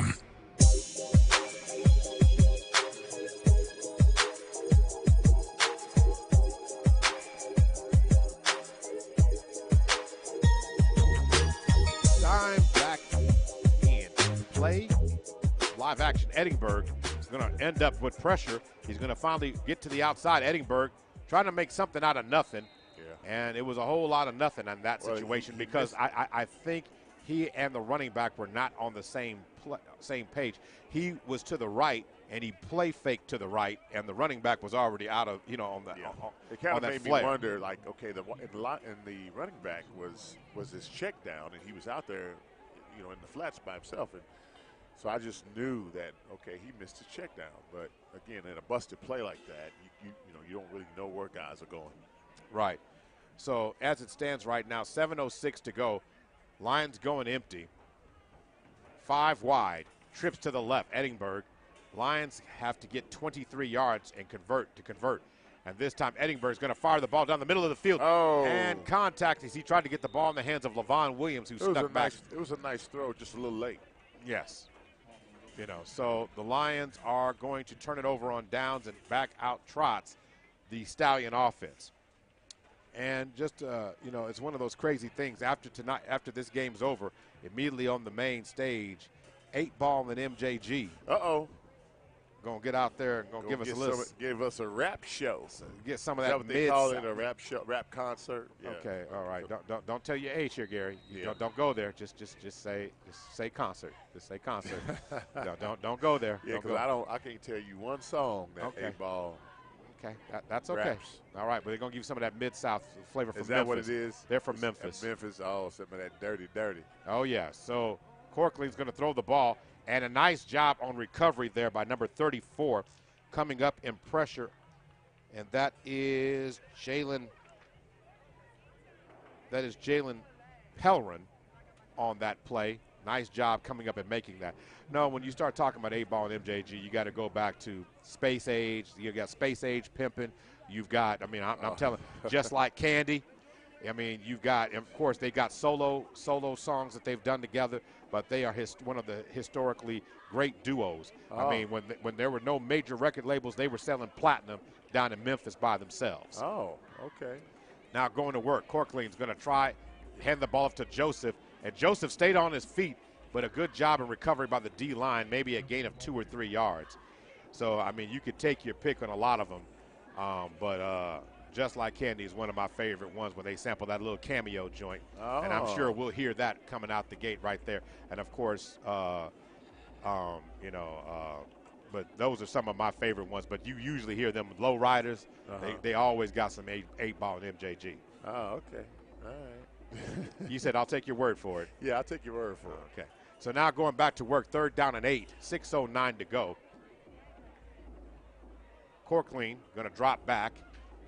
And nice hustle by the defense. And that was James Amazing Grace. He got him a sack. He's like, all right, James, come on out the game. 4th down, and the Stallions are going to punt this ball away. So interesting game today. And Nelson College is taking on Texas Wesleyan, but after this next couple of weeks, Langston's on the road next week, Gary, against Arkansas Baptist. I'm sure you're not going to join me in Little Rock next week. No, Gary says, no, unfortunately, I will not be joining you in Little Rock. We have such a good time in Little Rock, Gary. Yeah. All right, going back to work. They're going to punt this ball away. High kick. And touched. It's touched, and again, didn't look to see where the ball was, and that's important to note because that's something that the coaches are going to need to work on. As Sin Washington was back deep, he was supposed to tell and wave off the up back, hey, get away. He didn't do that, and luckily and Q is talking to Pellerin as he came off the field there to make sure that he was like, hey, you need to be aware, young man, of where you are on the field. So that way you'll know where the ball is. Got to spot the ball. And he said if you weren't paying attention, that could have easily been a turnover or favorable field position. New quarterback. So new quarterback in the game for Langston now. That looks like that is Omari Milton in the game now. So up the middle again, nice strong run there by number 21 for Langston on the play. That's Rorick Hawkins in the game in the backfield area. Gain of 5, second down and 5. 4:55 to go before the end of this contest.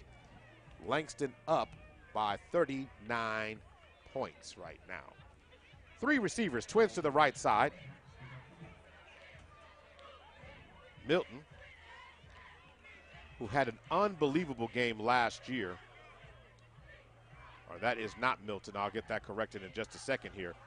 So up the middle there. It's enough for a first down. You got to see who the ball carrier was.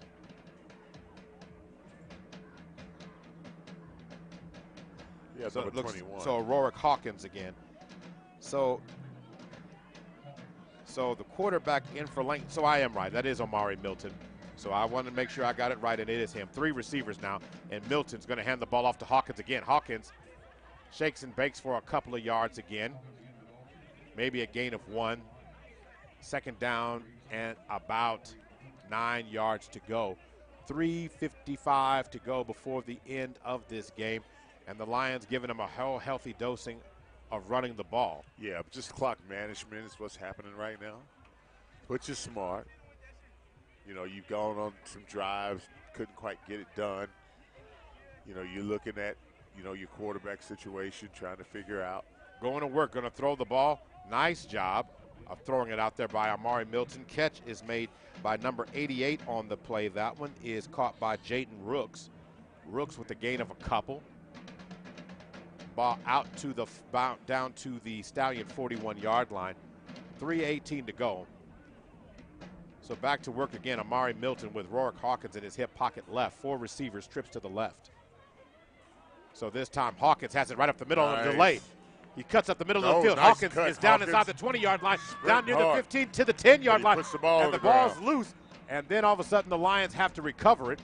But nonetheless, they said he was down. So he was down at the 10-yard line. Great run, but he got to hold on to the ball, young man. So Hawkins going to get the Lions a first down and goal at the 10-yard line. Sir, please move those chains. First down, Langston.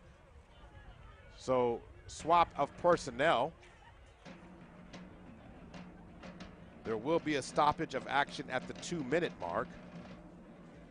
Now, see, the veteran folks right around this point is when they start making their way to the gate.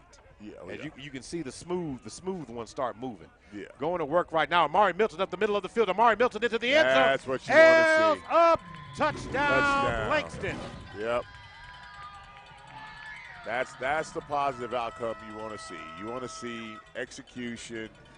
You know, you want to evaluate whether or not you got some guys that you may not know, you may not necessarily have the comfort, the confidence in, but if they can show you something in game time situations like this, then you're thinking to yourself, well, okay, maybe we ought to reconsider some things. So now Octavio out for the extra point attempt. Kick through the uprights. And it is 48-2. Lions up by 46. And we'll be right back in 30 seconds. This is Langston Lion Football presented by LU Athletics, the Black Chronicle newspaper, Community Health Centers of Oklahoma, Tinker Federal Credit Union, and OERB.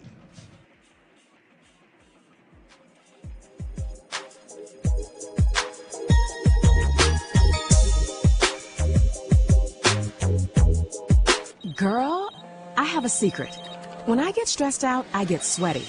That's why I use Secret Clinical Antiperspirant. It's like my own secret weapon. For 72 hours, I get Secret's strongest protection against sweat caused by stress, heat, and activity, because you know how crazy life can get. Plus, it's made with advanced odor fighters that don't just cover up smelliness. They help prevent it from happening in the first place. Believe me, if I weren't wearing Secret, I'd be a hot, smelly mess. Thankfully, Secret works.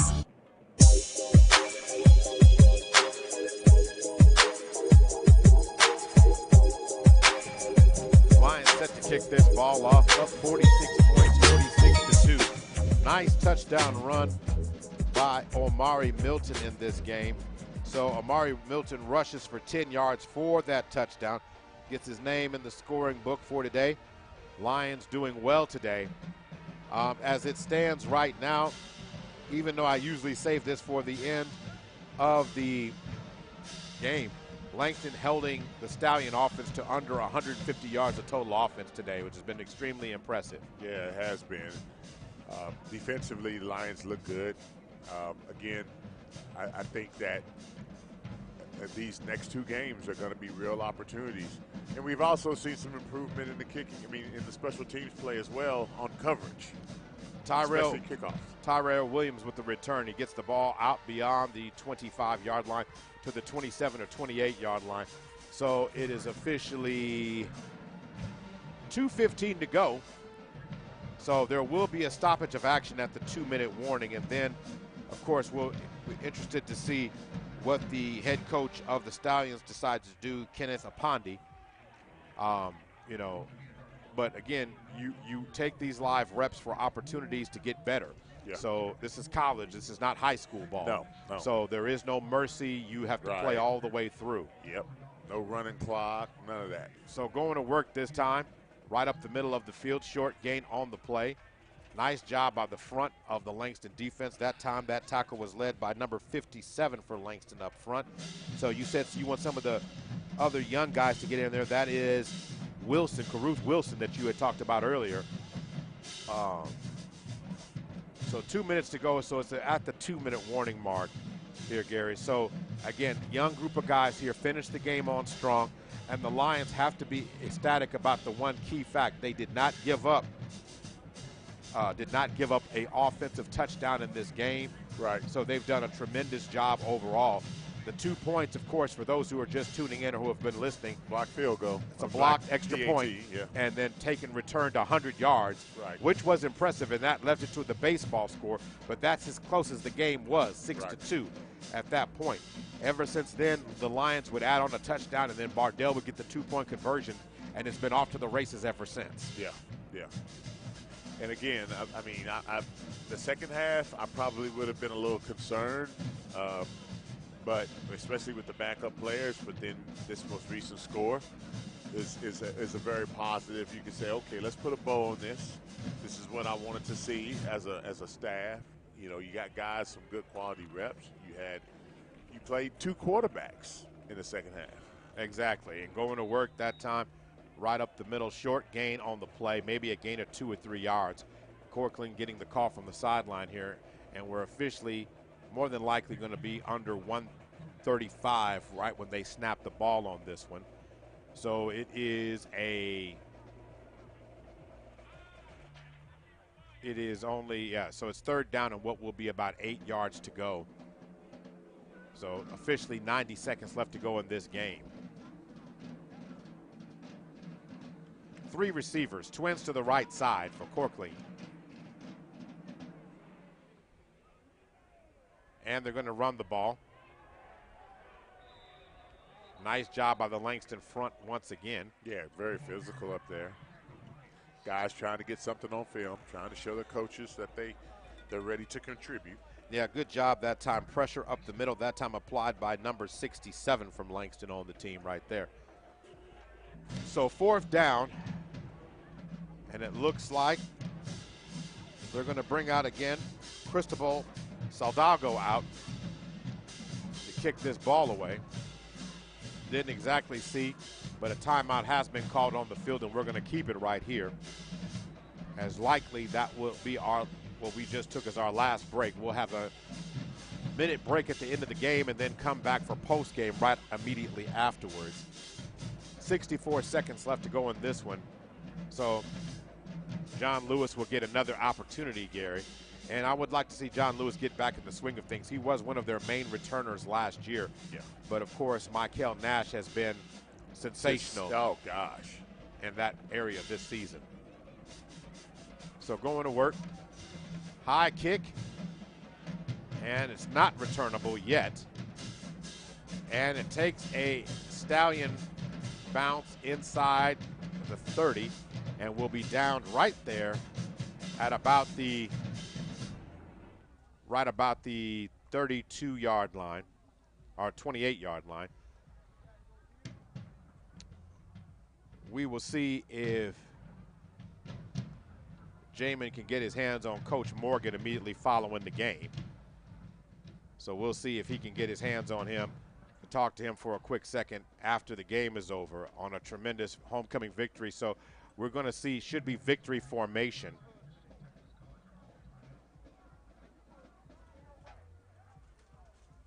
.5 seconds left to go. And the first kneel down is, and they stop the clock. Okay, there it's rolling. So the ball is officially at the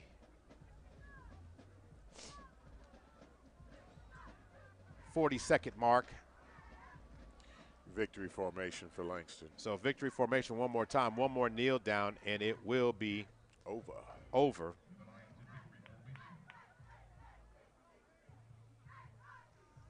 And that is the final kneel down for this game here. And Jamin, just go get him. If you see him there, just go get him. And that way we can go ahead and talk to him real quick before this goes too far. And we'll just go ahead and interview him real quick on the sideline real quick. Just get him right there. As soon as you're set to go, Jamin, we'll take it from right there. All right, ready when you're ready. All right, let's go ahead and go. Down on the field with 2 seconds left on the clock, Jamin with head coach Quentin Morgan.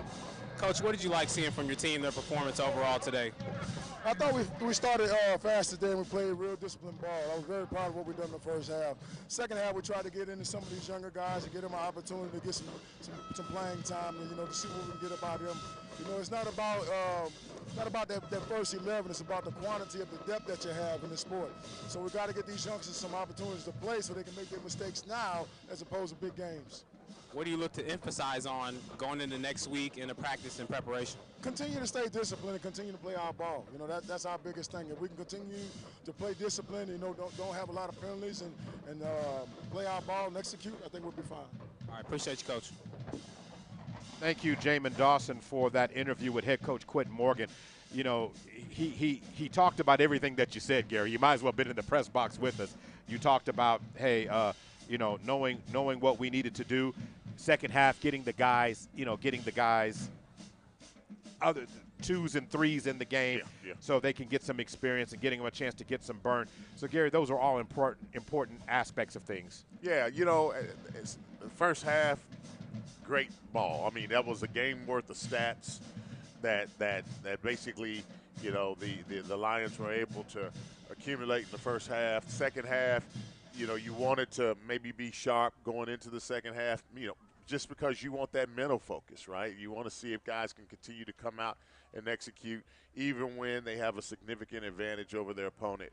And then when you get into the third, fourth quarter, you want to give significant reps to younger players because you want to see, are we missing something as a staff? Are we evaluating these 2s and 3s against, again, another opponent because you don't get the opportunity to really always see as much when you do inter-squad, so using another opponent is going to be key.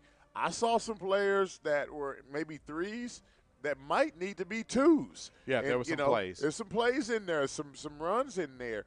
Or you also can see 3s and 2s, and you can understand why one player is a 2 and the other is a 3, and it might be the simple things such as, making sure that they don't fumble, stuff like that, not holding, executing blocks, protections, etc. But all in all, a great showing by the Lions. Demonstrated a lot of experience. Right. And they actually, this is exactly what the doctor ordered for them, I think, as they get ready to build up for the bigger games. We're going to take a quick break, come back, take a look at the statistics. Gary will pick our Lion most outstanding player of the game on the other side, and we will wrap things up. You're listening to Langston Lion Football, brought to you by Community Health Centers of Oklahoma, OERB, Tinker Federal Credit Union, the Black Chronicle newspaper, and LU Athletics.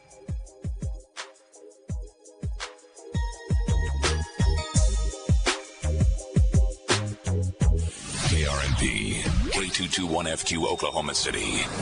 The all-new Heart and Soul 92.1 and 1140, a Ferry Broadcasting Station. Rose City, what's happening? It's your man D. Chappelle. It's Halloween season, and if you're tired of the same old club scene and you want to do something different and better yet grown, get your sexiest costume together and wear it to the Heart and Soul 92.1 at 1140 Masquerade Ball and Scott-tober Birthday Jam. Hosted by the Wild Child Scott Wright, Lana West, and Terry Monday. There'll be live music by the Robert Banks, J.D. Chappelle, live in the mix. The vibe will be heard live on Heart and Soul 92.1 at 1140. Come try the Scott Wright signature drink, Purple Passion. It's going down Saturday, October the 26th at the Luxury Vibes Event Center, located at 5801 West Britain Road. Doors open at 9, and you gotta be 30 to enter. Ladies, you get in free to 10 p.m. So come throw on your best costumes and let us give you these luxury vibes at the Luxury Vibes Event Center for the Masquerade Ball and Scott-tober Birthday Jam. It's being brought to you by Boro Vodka and Heart and Soul 92.1 and 1140.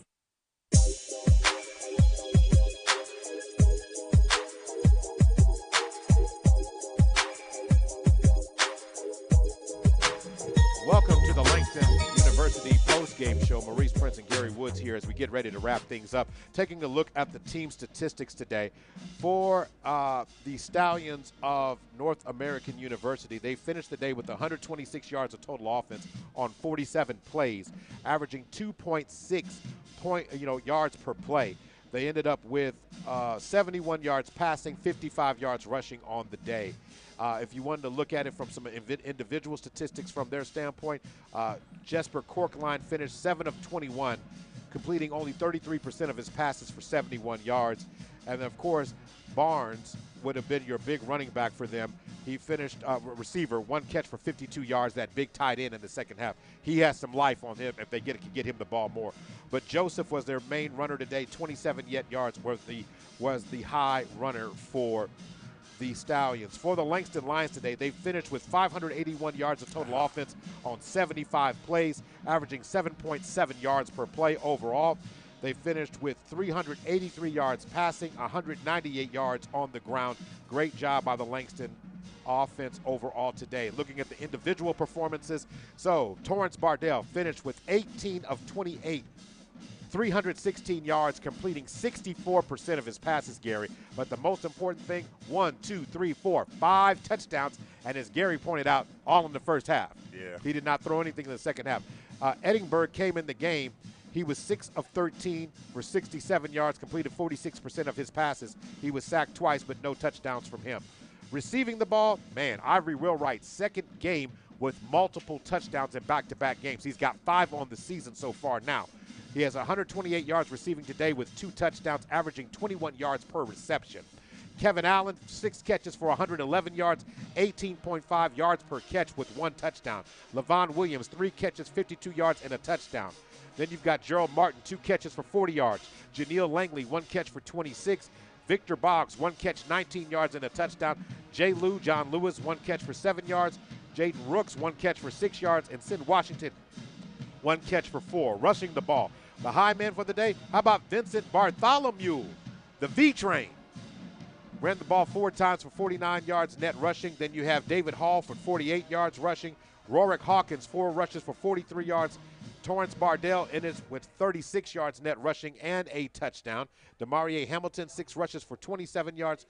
Tyler Travis, 2 rushes for 10 yards overall. And then Amari Milton, 3 rushes for 5 net yards because he had sacked once, but he did get the touchdown. So that's a run looking at the statistics, but because we're doing that for the offense, got to look at the defensive guys. James Grace finished with the high man with tackles between him and Damon Lowry. Both of them had 5 tackles apiece. Both of them had a solo tackle for the loss in this game. Kylan Mosley, 3 tackles. Kylan Redmond with 3 tackles overall. And, of course, Travis Martin with 2 total sacks. And, of course, he was also involved with 3 tackles for a loss today, Travis Martin was. So those are your high-flying Lions for the day, and they did a tremendous job overall. It was a simply dominating performance, Gary, 48-2 overall. But if you have to pick one Lion that stood out above all others, who are you going with? Man, I tell you what, when you look at the statistics, at first my mind goes to the play of Ivory Wheelwright, and then I start thinking about Kevin Allen and all of the big plays that they made on the back end. Just making amazing catches, contorting their body, coming down, and then also being able to run after the catch. The shake and bake on the back end, making people miss, picking up those extra yak yards or rack yards, those yards after catch or run after catch, but they couldn't get it done unless they had the man, the myth, throwing them the ball. Mr. Torrance Bardell, a quarterback, threw for over 300 yards, accounted for 5 TDs, threw for 4, ran 1. Man, I can't look past that. So, player of the game, Mr. Torrance Bardell. Yeah, Torrance Bardell. And, he had an outstanding game, and he's been on an amazing streak. Yeah, he was the national HBCU Player of the Week. Yeah. I see him being Sooner Athletic Conference Player of the Week. Yep. And I think he should also be a nominee for HBCU Player of the Week for the second week in a row. So the Lions now improved to 4-2 on the season overall, 4-1 in conference, which is going to put them in the top 3 of the division and of the conference, and that's exactly what you're going to want. Their winning streak's at 4 games. They are 3-0 at home. They only have one more home game this season. That is the last game of the year against Wayland Baptist. The Pioneers, don't sleep on them either. Right. They could be sneaky good at the end of the year. But the Lions now wrap their homestand up here. Now it's on the road for the next 3 games. It starts off against Arkansas Baptist this coming week. Then after that, a trip to Arizona. Then following that, a trip to Fort Worth, Texas, where they will be taking on Texas Wesleyan. So before coming home for that last home game of the year. So this is the tough stretch beginning for the Lions this coming week. But nonetheless, the momentum is there, 4 straight wins, and they're looking to make it 5 going into next week. He's Gary Woods. I'm Maurice Prince. Want to make sure we thank all our team members of our broadcast today. Want to thank our man Morgan Lane, who was on camera, Deshaun Birch, who was on camera. Want to also thank our field reporters that were down there, Jamin Dawson on the sideline, as well as Pascal Crosby, who was the sideline cameraman. Our overall producer for today's event was Dimitri Prince. And I also want to thank our studio producer, D. Wright, who held it down for us overall. He's Gary Woods. I'm Maurice Prince. We will see you guys in Arkansas next week. And for those who like high school ball, the Falcons will be in action right here on Heart and Soul 92.1 next Friday night. And I think they're taking on the Chisholm Longhorns. It's Longhorns everywhere. Final prediction, Texas, Georgia? Texas by 14. Texas by 14. We'll see how that rolls out tonight. Want to thank everybody. Want to thank our sponsors as we get out of here. Community Health Centers of Oklahoma, the Black Chronicle newspaper, OERB, Tinker Federal Credit Union, and LU Athletics. It's L's up. We'll see you later. Good night, everybody.